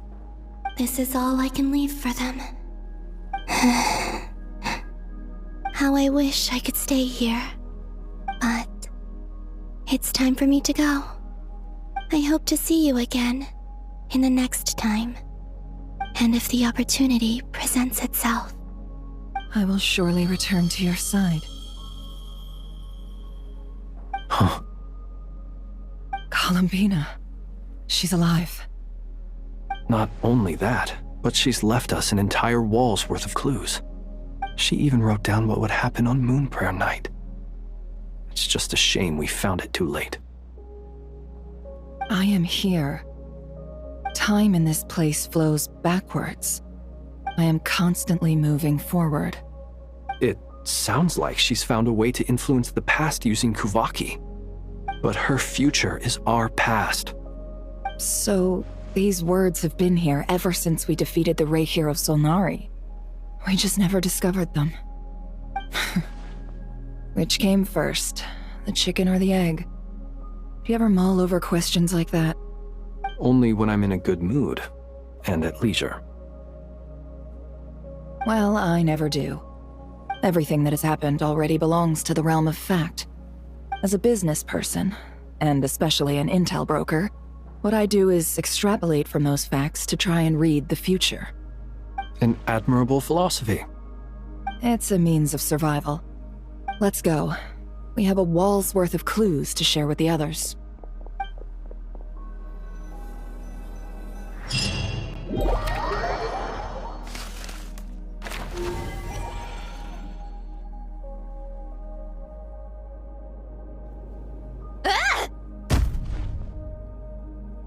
It appears that the doctor's energy signature has changed to something similar to Kuvaki, but not like the Kuvaki we're used to. Notcry's Kuvaki devices will only have a limited effect on it. I can see why you've chosen to place your hopes in alchemy instead. Also, I must say these books are rather profound. My subordinates just shipped them in from Fontaine. Some of them are from the Narcissenkreuz Ordo. Some are incident reports from Petrichor, and then there's a few test reports for these junk machines. Additionally, after some further scanning, I've discovered something extremely annoying. What's that? Teyvat's skies contain multiple moons. A long time ago, when I did my first scan, I detected 3, just as the legends say. But when I checked again just now, I detected 4 moons. So there's one extra? Yeah. Originally, I thought that if I could still find 3 moons, that would at least mean Columbina's still alive. But then it occurred to me that apart from the frost moon, Teyvat's moons are just husks. And husks surely shouldn't show up in the scan, since they're not alive. It's weird, isn't it? If we can't even distinguish between a dead and a living moon, how are we supposed to know whether a moon goddess is still alive? Or does this mean that the moon marrows are equivalent to the moons themselves? It's certainly possible. In which case, the 4th moon you detected may be Dottores' artificial creation. So he wasn't bluffing. He really built his own moon marrow. Ugh! I'm so mad right now! It's easy to get overwhelmed when you have too much on your plate. Maybe you need to relax. Perhaps try going for a walk. Or simply take a few deep breaths. Nothing can calm me down at a time like this. I need more time, and I need progress.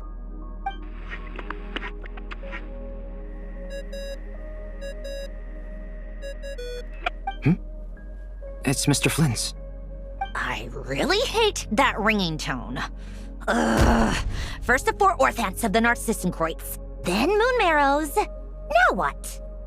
Oh, sorry if we're disturbing you. Might I ask what's troubling you? What do you want? We're busy. Are you still at the Curatorium of Secrets? Yeah. Look, everyone else is still out, so there's no hurry. Plus, I'm busy, so I would appreciate if you gave me some space. Even though we have crucial intel to share? Fine, I'm listening. Do you intend to share it via the Dodo communication device? Ordinarily, I would, but this is a unique situation. I think it's best that we discuss it in person. See you at the Curatorium.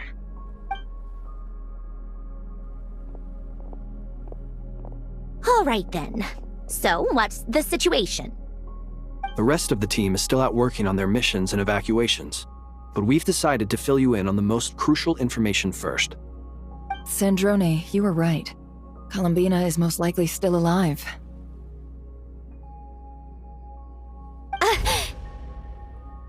That's the best news we've received in a while, by a long way.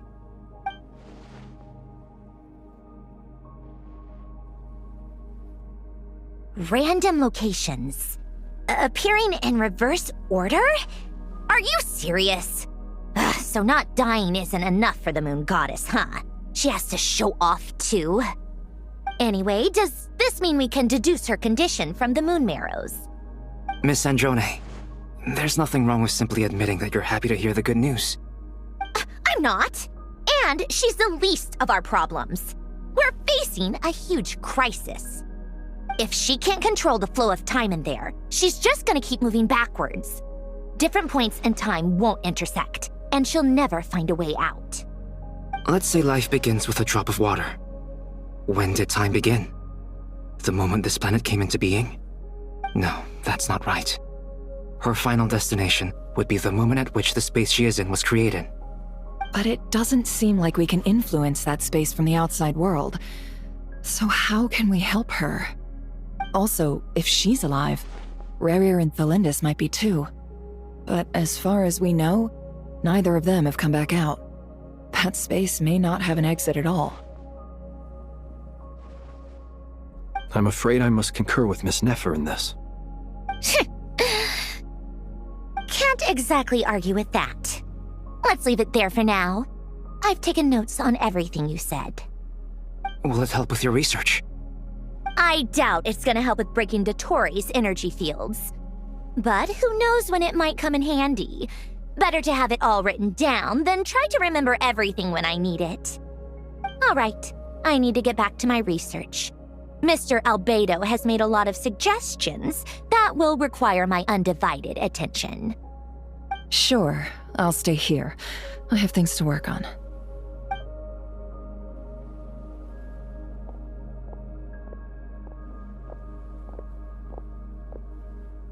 Paimon, are you there? Oh, right. She went with Varka to Natlan, didn't she? Good thing we've moved her and the Traveler's luggage in here. Speaking of the Traveler, where could they be? There's a note from Paimon. Paimon here. Not in at the moment, but if anyone needs to borrow her stuff or the Travelers, go ahead and help yourself. Paimon won't be mad. Also, Traveler, if you get back before Paimon, make sure to get some rest. Paimon misses you a lot, but put your health first, all right? How sweet. Well, since you offered, Paimon, don't mind if I do. This is the Traveler and Paimon's luggage. All the items they use day to day are here. It's well organized. I wonder which of them is responsible for that. What do we have here?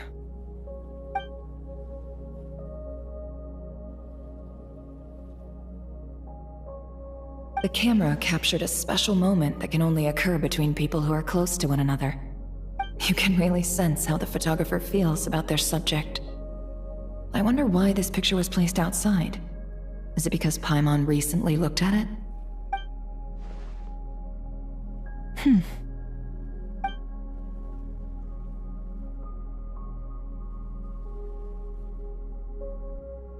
This must belong to the Traveler. Perfect. I'll use this. Hang in there. We'll find you.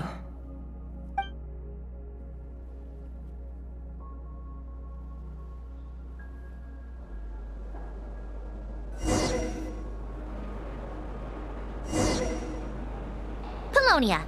Search keyword world formula and bring me all relevant books.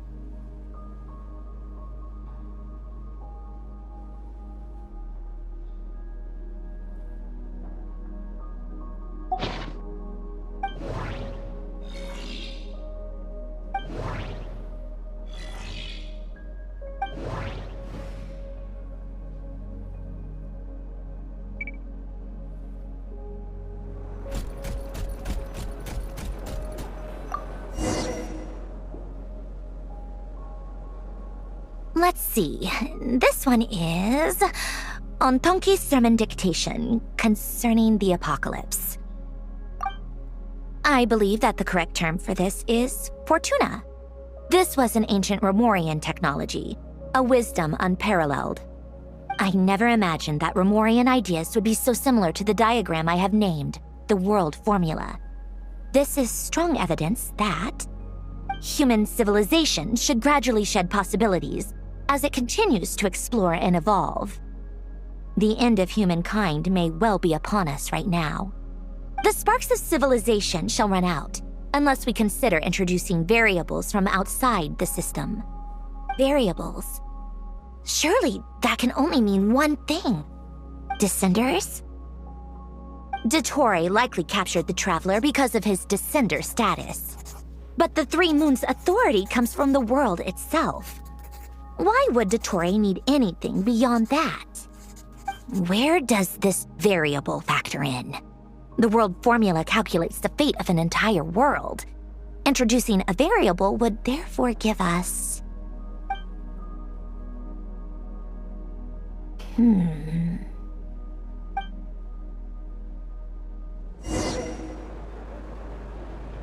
Polonia, search keyword pathway and bring me all relevant books.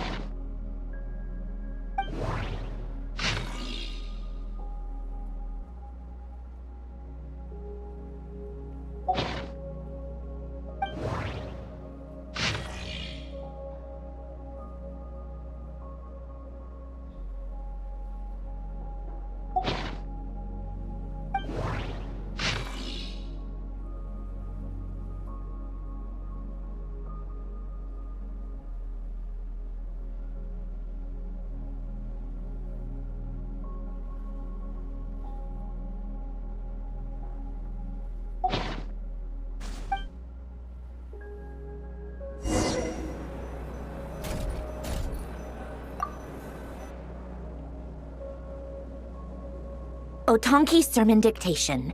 Explications on the Chemical Marriage. These titles are pretty esoteric. Observe and compute the pathway displayed in the guidance diagram.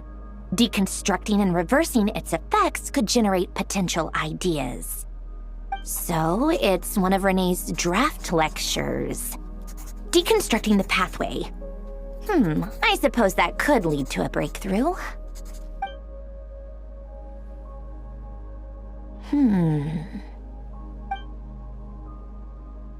This is so long. This guy sure loves showing off his knowledge.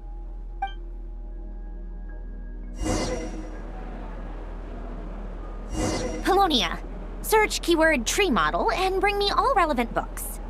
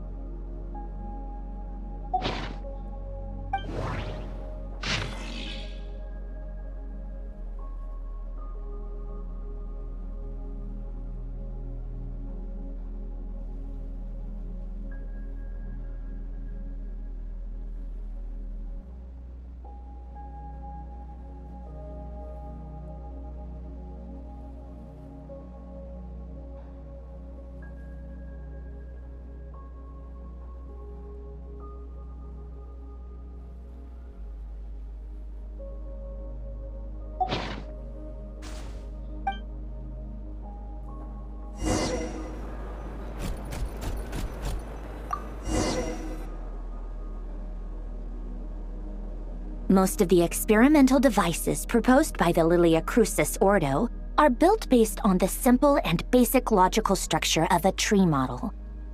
Lilia Crucis. Guess they were trying to cover up the name of the Nautitzenkreuz Ordo? When Duke St. Germanus departed, he said, "It seems that there's no going back." Alas, he is only a genius when it comes to machines. In all other things, he is but ordinary. Excuse me? I'm sorry. That's just ridiculous. What kind of book is this? Great Detective Herlock, The Alchemist and the Clockwork Saint? Isn't this a novel? Come on. Still, the author swears that they knew Renee well. Whatever. I guess it's not beyond the realms of possibility that Renee would say nonsense like that on occasion. Memory, wishes, souls, and persona. Frankly, this sounds more like occultism, but if Albedo vouches for it, I suppose there must be some alchemical basis to these techniques. The way Alain Guillotin saw it, the world was comprised of machines. The universe needed machines, and thus his technologies were created. That's why I was born. René, his full name was René de Petrichor, if I recall correctly. Sounds like he and the town must be intricately connected. That place was also the source of most of our information regarding Remurian civilization. Seems like some of his projects were based on their technology. The cutting of souls and storing them in vessels.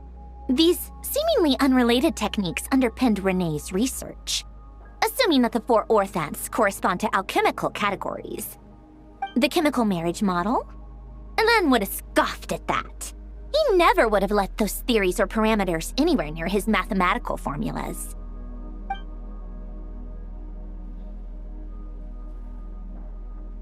What was Alain's view on Renee? I know he mentioned the name, albeit very rarely. Oh, now I remember. Alain's old notes are here too. They mentioned Renee once.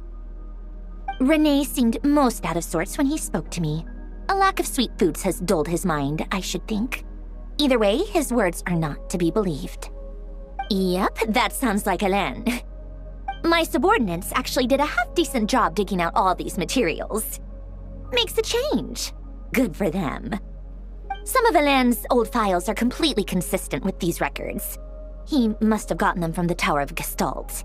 I never knew he got his hands on Renee's records that early. He may have kept them, but he never even attempted to use them. Didn't believe a word they said. Come to think of it, Renee's world formula was filled with calculations of constants. That shows he believed that the fate of the world to be predetermined. As for Alain... it's been too long. I forget what he said. What would he have said? A guy like him, fervent believer in machines, but not headstrong enough.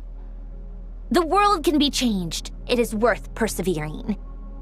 Yes, that's how he used to think at least. He created that procedure to save this world.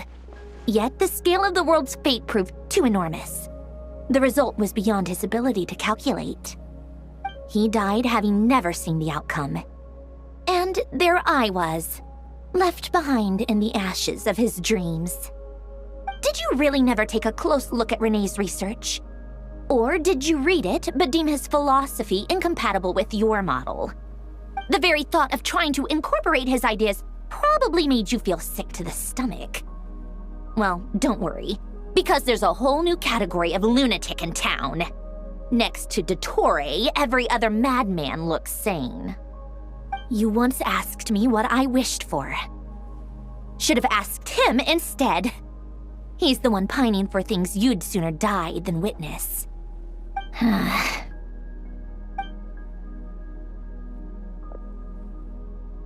Even the tiniest variable can make big waves in the present.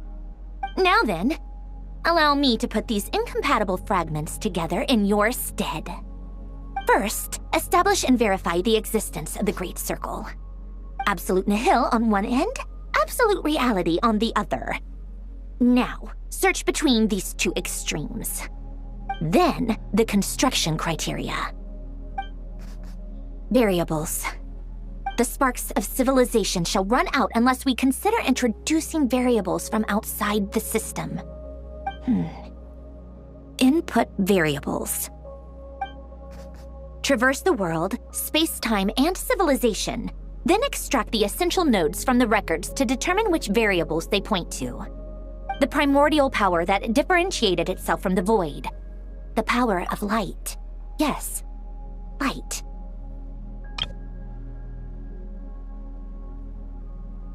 Records. Hyperborea. This is horrendously complicated. After all that, I'm still missing a few variables. I need to think this through again. How do you think it looks, Polonia? Like the frenzied scrawlings of a madwoman? Fine, keep it to yourself. It's not like you can talk anyway. I'll assume you gave it a passing grade. I jest. But true madness does often start with trying to save the world.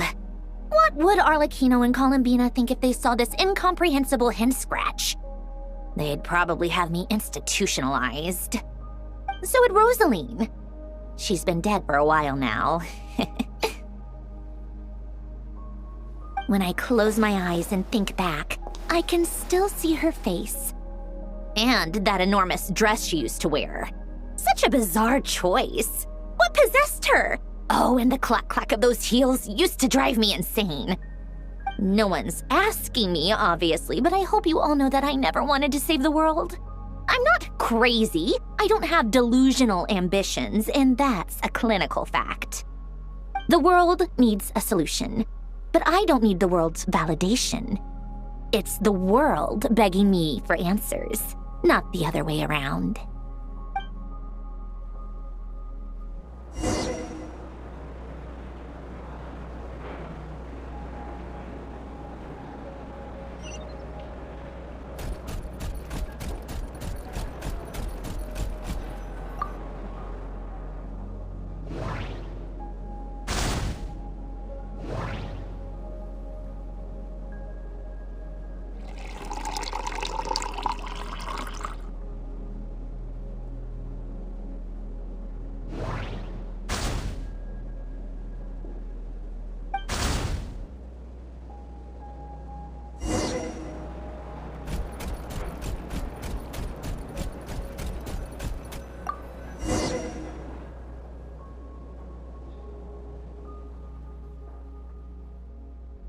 Oh, cookies to go with the tea.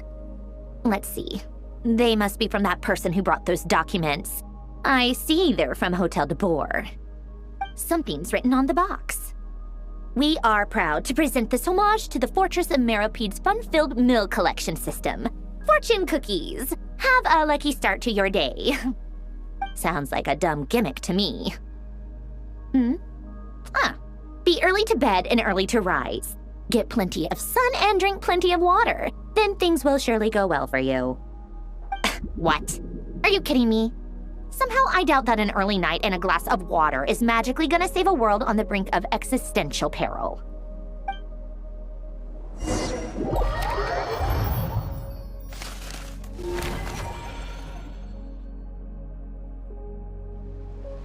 Lady Arlecchino, word has reached us that Lady Marionette's troops are all in position. They are ready to act as soon as the order is given. Excellent. The only thing is, they are fewer in number than we expected. It looks like many of them must have lost their lives at the hand of the monsters released by the Doctor. Can't be helped. Allow them to join our ranks and keep in contact. As you wish.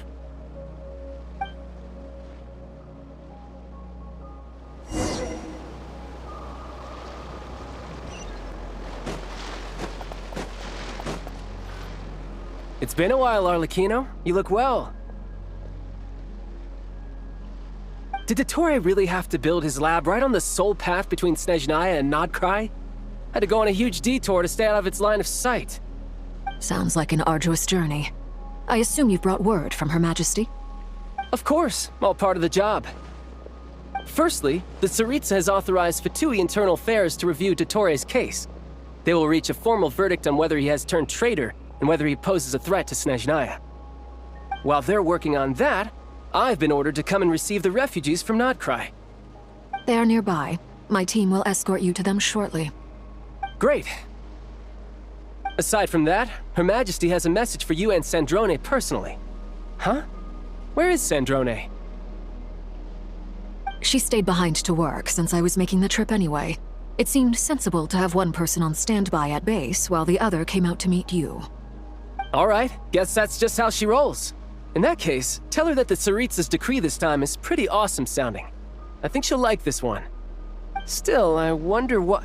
Wait, what's that? Did one of our troops turn into a monster? Take him out.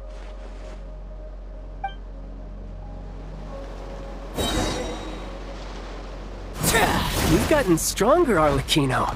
Nice. Stop that right now.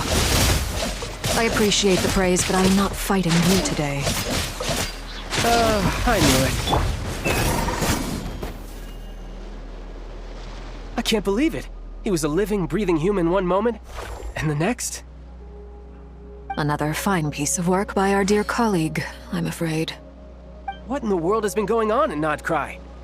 A lot. But long story short, Dottore stole 2 moon marrows that should have belonged to Columbina, then built a 3rd moon marrow of his own to concentrate the Trilunar Authority in his hands. What? What do you mean he built a moon marrow? People build roads and houses, not moon marrows. What's his next DIY project? He's gonna build a god? You could stand to be less surprised. We are harbingers. The work we are engaged in makes the creation of gods seem mundane by comparison. I tell everyone who asks that you once crossed swords with Rex Lapis while serving as a key supporter for Rosaline's plan. But right now, you're acting like a common adventurer.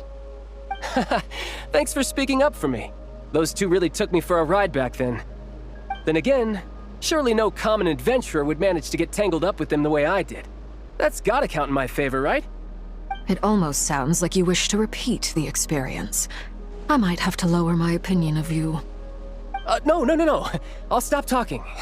Please, go on. Dottore is currently still experimenting with his newfound power in ways that continue to corrode the outside world. As for the human mutation, I believe this is simply a consequence of his experiments, and not a strategic move. That radiant beast was once a subordinate of Sandrone's. I suspect he was only allowed to live so that he could become an experimental subject.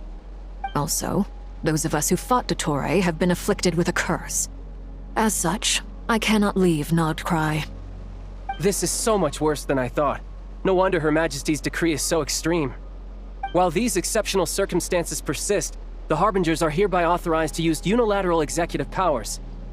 Should Dottore pose a threat, Arlecchino and Sandrone are permitted to eliminate him. My thanks to Her Majesty. I will pass these good tidings on to Sandrone. Her Majesty has also declared that she will refrain from launching an attack on the now evacuated Nodcry due to the presence of unretrieved research material. A wise decision. By the way, how's my old partner doing? I'm assuming they're with you? Partner? You mean the Traveler? I'm afraid I have bad news. He was captured after our failed assault in Dottore's lab. His whereabouts are currently unknown. What? Why? Since when does Dottore have a bone to pick with him? That is indeed the question. I'm not sure he does. He must have some other goal in mind. This won't do. I have to rescue him. You can't. We have no idea where the Traveler is. What am I supposed to do then? Stand here twiddling my thumbs? Sandrone is working on it. The best thing you can do right now is complete your mission. Fine. I guess I'll leave this to you then. One last thing. Tell the Rooster to get the message out to the gods and citizens of every nation in Tevat. Beware. An uncontrollable pollution is spreading forth from Nodcry. The source of that pollution is a madman drunk on the success of his experiments. The Fatui and our allies will endeavor to contain the threat. However, if Nodcry falls, things are likely to escalate. Considering Dottore is one of our own, all Fatui stationed in Nodcry consider it our duty to stay and fight him to the bitter end. Whatever the cost. Hey, don't be too pessimistic. If it comes to it, I'm sure Her Majesty won't stand by and do nothing. I hope you're right.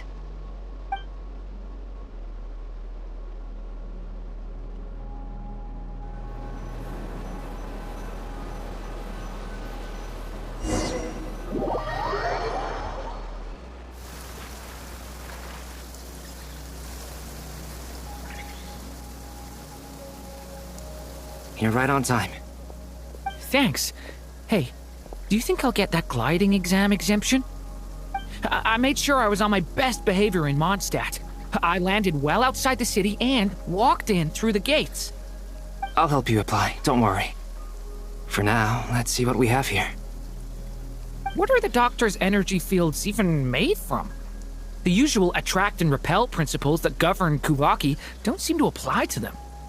They are very mysterious, but ultimately, they appear to be comprised of energies from the 3 realms. Thanks to research by Master in the Hexen Circle, we know that Tevat's 7 elements are derived from the more primordial power of the Light Realm, which is antagonistic with the power of the Void Realm. Since you have the power of the Dragon Durin within you, I'm sure you can already tell that this energy field contains no abyssal energy. That's true.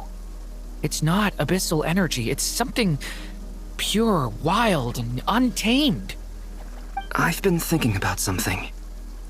Do you still remember the device that Dory supplied from the Academia when you and Miss Columbina fought Raria? That was one of the most marvelous feats of ingenuity I've ever seen. The design, the craftsmanship, the material selection. I couldn't fault any of it. Not to mention the operating principles. Surely the most ingenious feature of all. Dory didn't go into detail on how it functions, but I have a working theory.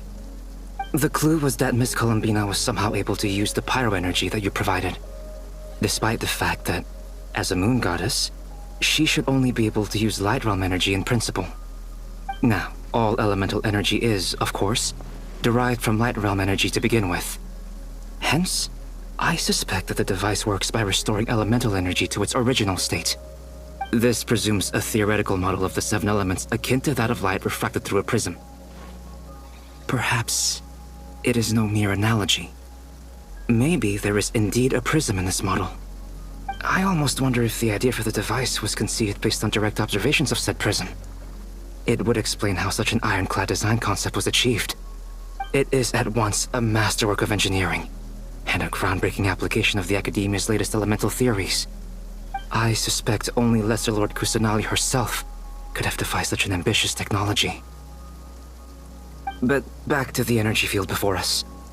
If this is pure light realm energy, its relation to elemental energy is one of integration versus division. Or you could say that the former contains the latter.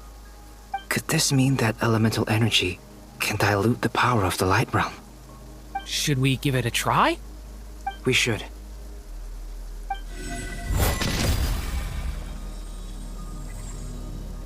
Ha! It works! Clear signs of disruption were detected at the periphery of the energy field. This indicates that elemental energy can disturb or even negate the field. Now you try. Alright, here goes. It's working! Switch to abyssal energy and attack again. No surprises there. Abyssal power drains the energy field to a significantly greater extent. I now feel confident in asserting that the energy field is indeed pure light realm energy, and that elemental energy can dilute it. But the energy field is huge! How much elemental energy will it take to neutralize it? We don't have to neutralize it completely. We can try other approaches. That's all for theory. Would you like to continue watching? So you knew I was here. Huh? When did you get here? A while ago. But Albedo sounded like he was working on his thesis defense back there. Back in Sumeru. You can end a person's whole career by interrupting them mid-speech. Very thoughtful of you. I'm truly touched. Could I ask you to lend me a hand? With what? A little test. Try using Animo to unleash a concentrated assault with circular blades, with the goal of breaking through at a singular point. Nice! This time it tore through the field. Tremendous. This is a major breakthrough. Should we go through? We probably shouldn't risk having mutually antagonistic energies in such close proximity. Durin, you stay here and watch the entrance.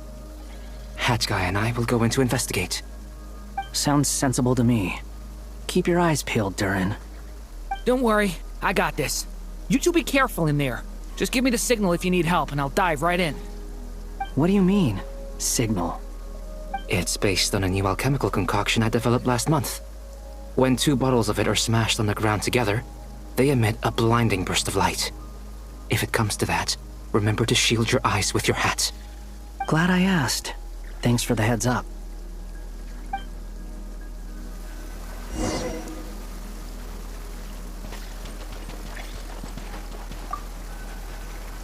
Like I thought.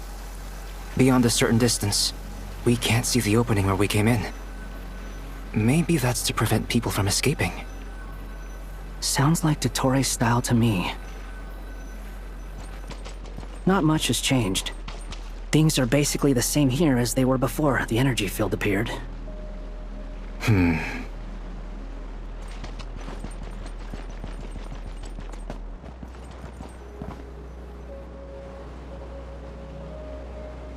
They have no heartbeats and they're not breathing. We can only assume they're dead. But there are no visible wounds. Also, there's an animal squatting next to each body. It's watching us. That's not an animal's gaze. What are you trying to tell us? Doesn't seem eager to talk. I guess maybe it's just an animal after all. Let's keep looking around.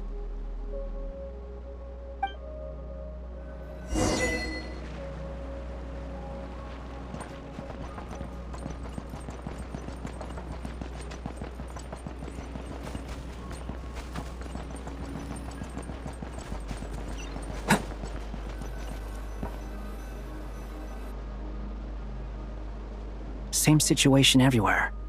Not a living soul in sight. Just countless bodies with animals standing watch over them. Well, I think we can safely rule out the possibility that they're all pets.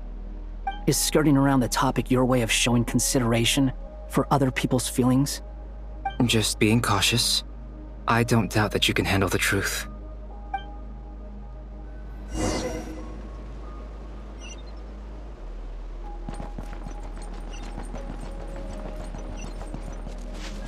Careful.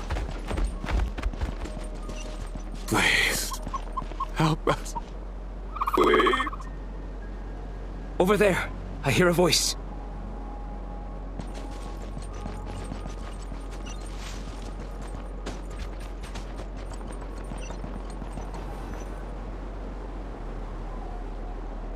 Please, help us. Please. What happened here? I don't know. Suddenly, everyone collapsed. Then my line of sight got lower. I still have some of my senses left. I gotta get out of here.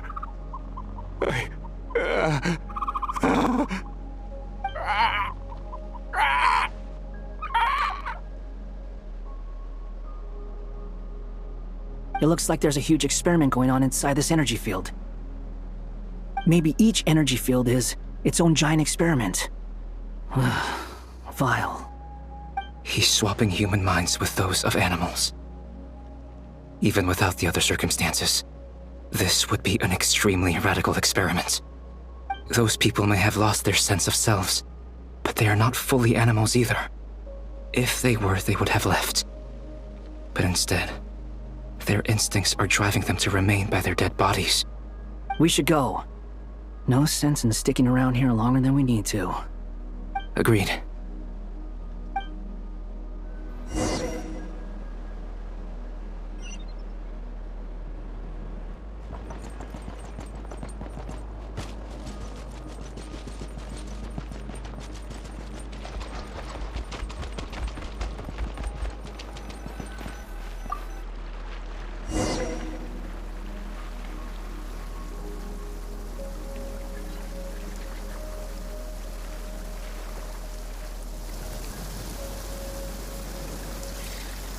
You're back! Everything okay? We saw some things that take a strong stomach. Otherwise, we're fine. We should share our findings with the others.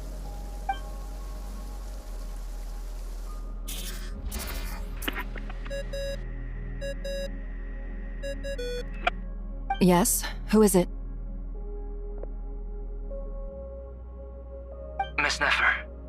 Albedo, we found a way to break through the energy fields. With enough control, it's possible to tear them open using elemental energy. Also, we managed to take a look inside. Dottore is carrying out his cruel experiments on an immense scale. Any residents who have failed to evacuate in time will likely meet a grisly end. Sounds like he's living down to our expectations. Might I ask how things are proceeding on your end? I'm just about to get started. I'll be in touch once I have a result. Understood. Stay safe. I will.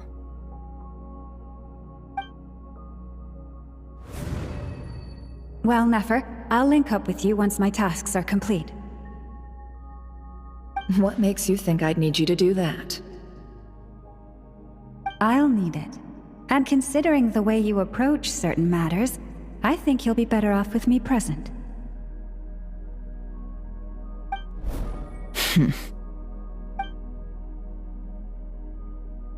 Let's begin. Entering simulation mode. A vast wasteland. Is this the Traveler's inner world?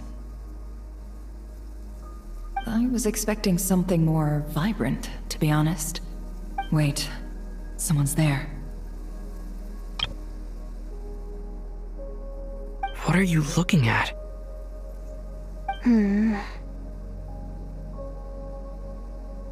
that case, I'll look at it with you.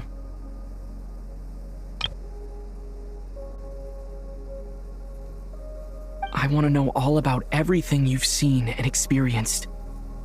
Is there somewhere I should return to? Or should I stay here and be the hero everyone says I am?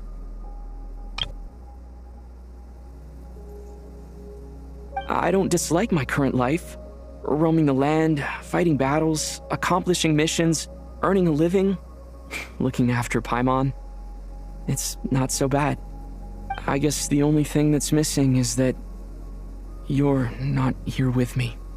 This is the conscious layer, which contains a person's true feelings.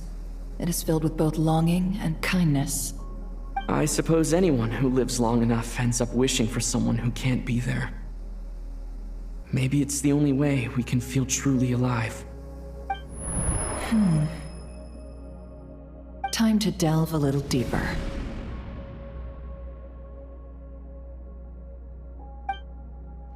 Nasha Town is hardly the optimal choice for a place to live, but it has character and a reasonable population density. What are you trying to say? Oh, don't be nervous. I was just thinking where might make a good starting point for your journey. Perhaps I should send you further afield. Conria, perhaps. Conria ceased to exist long ago. Once again, you fail to understand the possibilities that the Tri-Lune creates. Anything that has existed in the past, I can now recreate. You simply do not wish to see that happen. That might be because you miss your sibling and fear getting answers that you are not ready to learn. But this is not for me to judge. If we are to collaborate, we need to maintain an amicable relationship. In a moment, you will be able to... Oh no. What are you...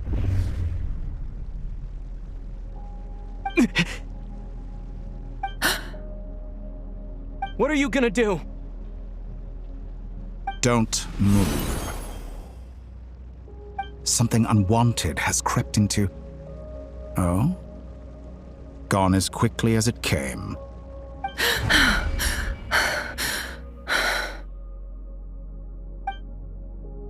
Did you save me? If I hadn't cut the connection, Dottore might have caught you from the other side and destroyed you. This was a good idea, but once is plenty. You were exceptionally brave. Excellent work. Thanks, but now's not the time for that.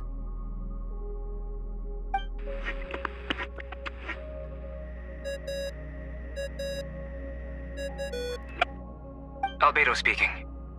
I think I know where he is. What is this endless darkness? I can't see anything, even though my eyes are wide open. But why? What happened? Ah, Sorry about that.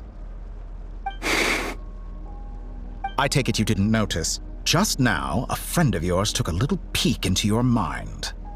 Could it be Nefer? How did she do it? Did she use something as a medium to connect to me? Do you think she's aware of your current circumstances? Oh dear. Have I stunned you into silence? I only wanted to slow down your time a little so I could stop your intruder in her tracks. It would have been nice to capture the spy. I must say, I'm finding the ability to adjust the flow of time rather intriguing. The moment you closed your eyes, time seemed to grow impossibly viscous, didn't it? A whole month passed before you opened your eyes again, but only for you. No one else was affected. I dare say this is something only a god can achieve. Point taken. You've proven once again that you have god-tier powers. Oh, you misunderstand. This wasn't about proving a point. I was testing things out. I find I learn best by doing, and I have to admit, time is not the easiest dimension to control. I only wanted to make you sleep for a short while, but it ended up lasting a whole month. Clearly some finesse is required to wield the authority over time as I wish. I hope you're not angry with me. It was only a month's discrepancy, nothing too serious. Had I been off by a year, a decade, or even a century, that would have been quite a different story. You could have frozen me for millions of years. So much for collaboration. You aren't showing much sincerity. Millions of years? To what end? I wonder if you don't understand humans all that well. They are very pragmatic creatures who understand only that which they can perceive with their senses. If I had you sit here for a week, I imagine people might sympathize. But if I left you here for 100, 1,000, or 10,000 years, the sheer size of that number would cause it to lose all meaning to them. They would not have the capacity to comprehend your suffering, and thus they could not empathize. Unfortunately, while gods do exist in Tevat, it is ordinary humans that account for most of the population. Their lifespans are so limited, their bodies so fragile. Did you ever really hope that they could begin to understand someone like you? Your long life and unique origins make you fundamentally different from them. How long will it be before they start to treat you like the alien you are? Before you are ostracized, outcast? Alien? Even I feel bad for you sometimes. This world has made you into a slave. So many times you have served its will, and not once have the powers that be ever thought to grant you the one simple thing you wish for. You have been treated most unfairly. I can change that. I will grant you special privileges, and give you back the status you rightly deserve as a descender.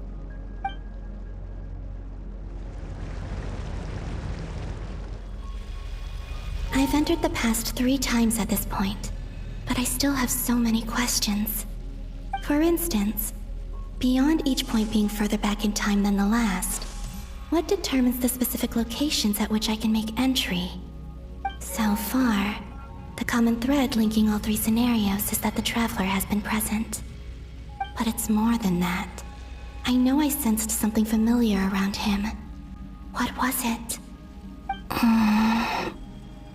I'll keep this question in mind as I carry on.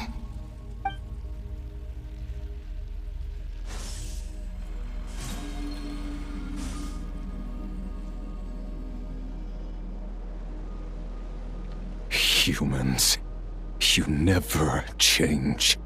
Always trying to use powers you neither comprehend nor control.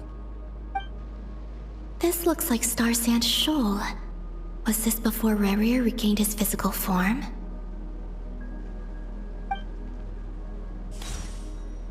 You've messed with a cannon again, huh?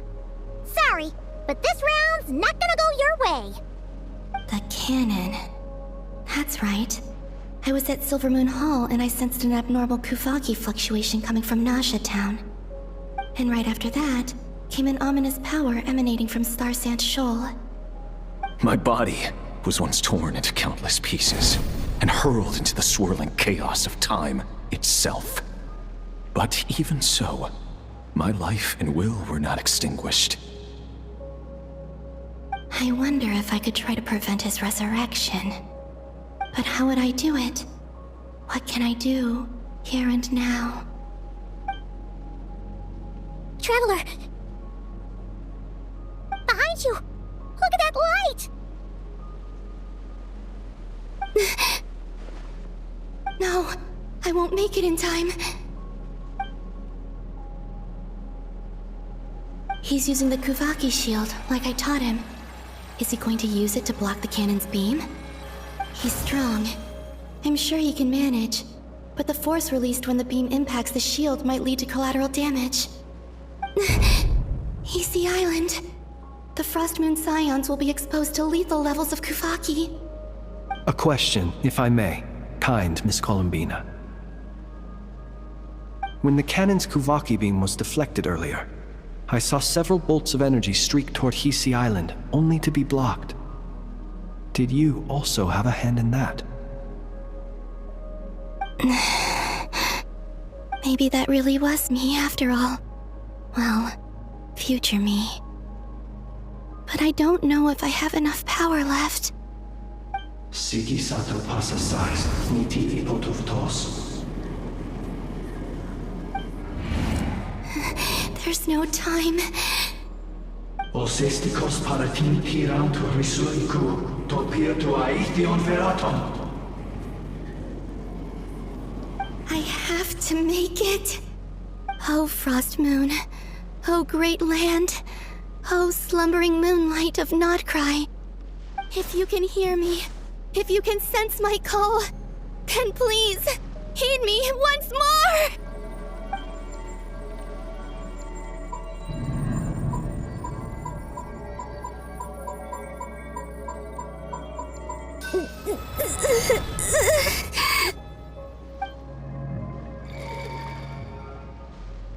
Did it work?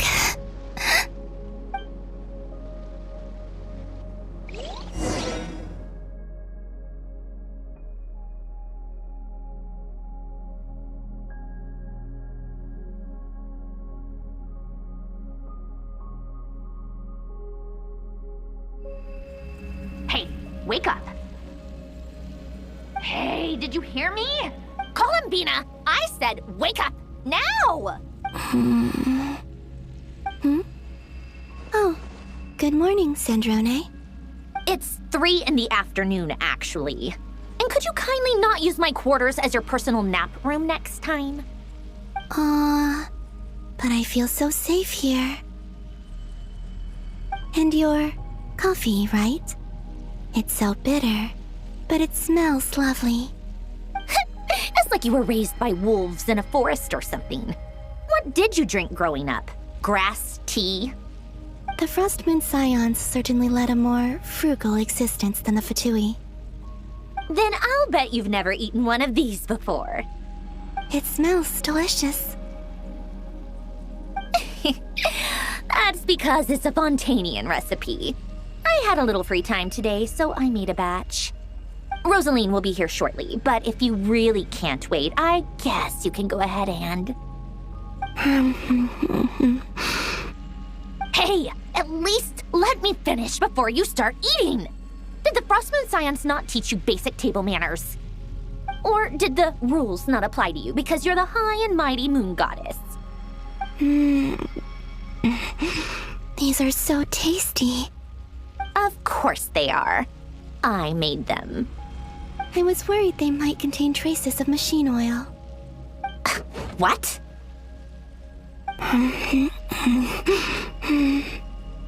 You know, there's something I've always wanted to ask you. Why did you leave your old home and join the Fatui? I mean, I'm sure their food was awful. But there's gotta be more to it than that. Well, life there didn't go quite how I imagined. What were you expecting? You're a god. Your followers are gonna make some demands of you, right? Surely you can just answer a few prayers here and there in return for the free food and drink. How bad can it be? Well, Would you help other people, just for free food and drink? Hmm? The doctor told me that you were created by a great mechanic, Lord something Fisher. The Lord Artificer. Ugh, some people can't keep their mouths shut. Oh, Lord Artificer. And didn't he have something to do with the, narcissist? Narcissenkreuz Ordo. Yes, that was it. Narcissenkreuz Ordo. So, would you try to fulfill their wishes? You must be joking. I wouldn't go even if they paid me. I don't even know them. Exactly. Well, I felt the same way. I did not know the people who made demands of me. Huh. What do you know? We're on the same page for once. In his later years, Alan did ask me if there was anything I wanted to do. If I had any wishes of my own. Well, I don't. And I'm not in any mood to fulfill someone else's either. Who's Alain? He was the... You know what? Never mind. You're not gonna remember. Anyway, the point I'm trying to make is, neither of us is the self-sacrificing type. Let me ask you this. What sort of place would you like to live in, if you could choose? A place where people don't ask me for things I cannot give them. Where they don't worship me, or fear me, but just want to chat with me like a normal person. I'd also like the freedom to come and go as I please. And ideally, it would be somewhere with the smell of coffee and snacks. Not to burst your bubble, but no such place exists in the world. Now, take your snacks and scram.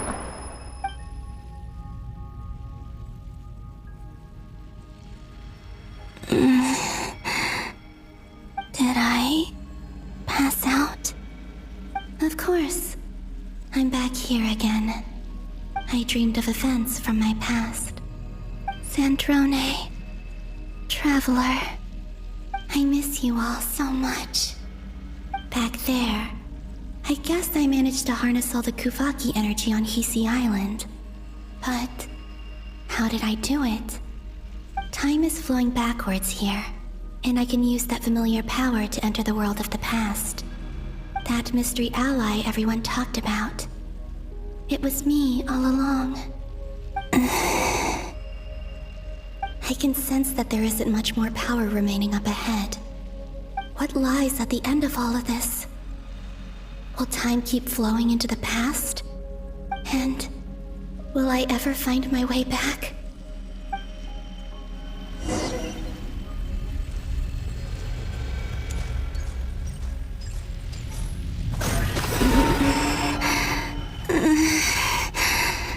It's getting harder and harder to use my power.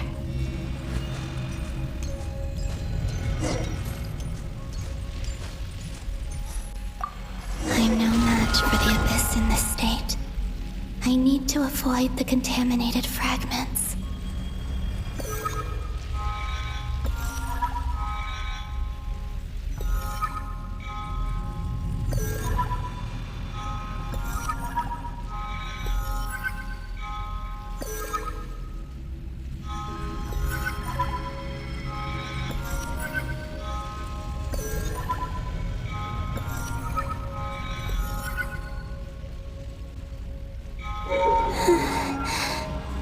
Time to go. I wonder where I'll find myself this time.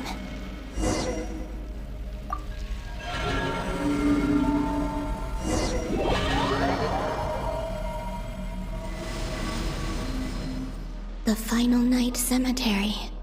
This is where Flint's is based. Or not! How are we supposed to read through this many files?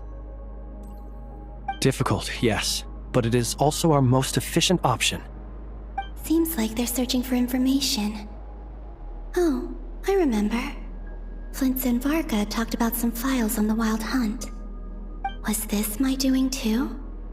To expose the true intentions of this Rarir, we need to dive into Notcry's history. Are my actions changing the past? Or are they simply completing a process? Is all of this inevitable? Or am I the one making these decisions? If I choose not to help them now, will it change how things turn out? Hope we don't land on our heads then. They're my friends. I can't not help them.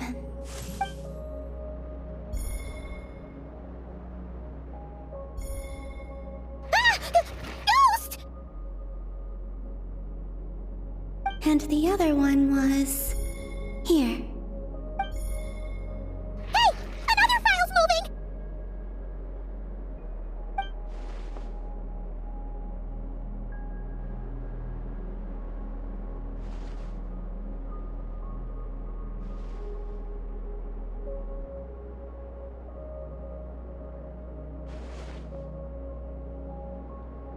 That should do it.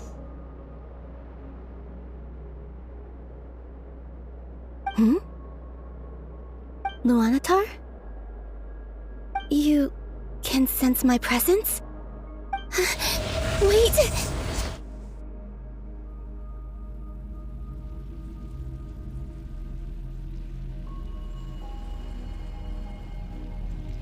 Luanatar. So she's that familiar presence I've been sensing all along.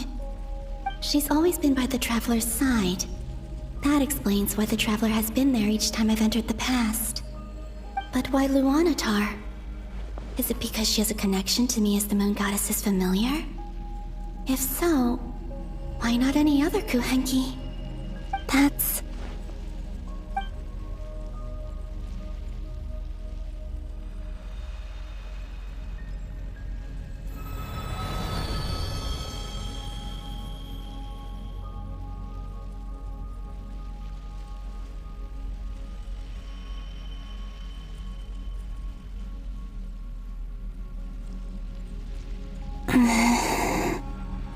I cannot sense any power up ahead. Just a void, stretching out into infinity. This is likely my final chance to enter the past. It's now or never.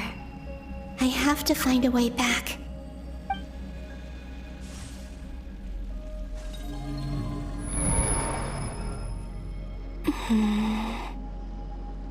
Easy Island? How far back in time is this? Where's Luanatar? I can't sense her presence this time. Seeing Aneva and Aino reunited like that sure was heartwarming. Traveler, Paimon. No, stay calm. I don't have much power left to change things. I don't even have that much time left here. Think, Columbina. How do I find a way back? A way back... to where? Do I go back to Moon Prayer Night? Or to the future that followed? And if I return in my current state, what will become of me then? Dotori's actions that day proved that he'd been planning that for a long time. He had already seized the power of 2 moon marrows before capturing me. Even if I manage to get back, how can I fight against him when he wields the Tri-Lune Authority? I can't. If I go back like this, I'll be playing right into his hands. I have to find some way of rivaling the power he has usurped. Wait. Time flowing backwards. The Tri-Lune Authority. Does that mean... I think I know what the final destination of this lunar reflection might be. I know what I must do. Speaking of homes, we must already be close to where the Frost Moon Scions live.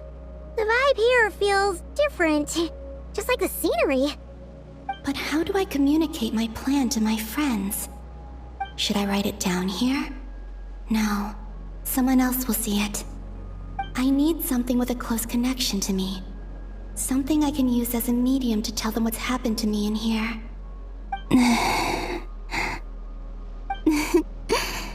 Now it makes sense.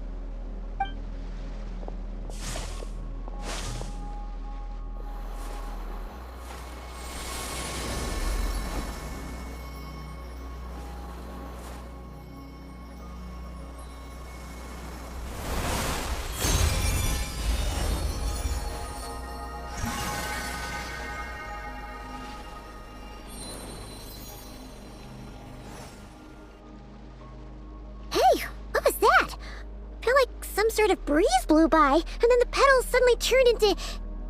Huh? It was I who brought Luanatar into being. I gave up a piece of my own soul to create her. That's why I could sense a familiar power from the moment I entered the space. It also explains why she's been present in every past location that I've entered. Because we have a deep connection. Hey there! What's your name? And the reason why there are no more gates to the past after this point is that Luanatar hadn't been born then. No wonder I sensed the trace of a blessing when we first met.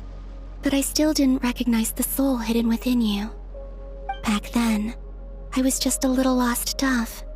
I had yet to become Columbina Hyposelenia. Go on now. We've got stuff to do. Best you find someone else to hang out with. Hey, you scared it off. I'll be counting on you. Remember to stay by the traveler's side, guide him, and help him in my stead. Oh, and bring him to the garden where the moon prayer blossoms grow. There's a little lost dove there who will need his help.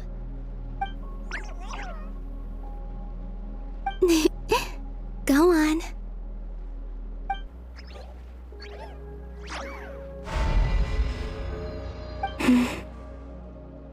You too.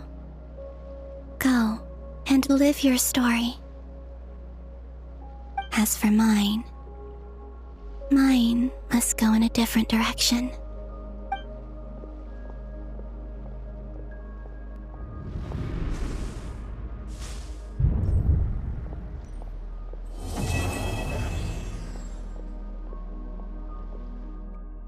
All in a day's work.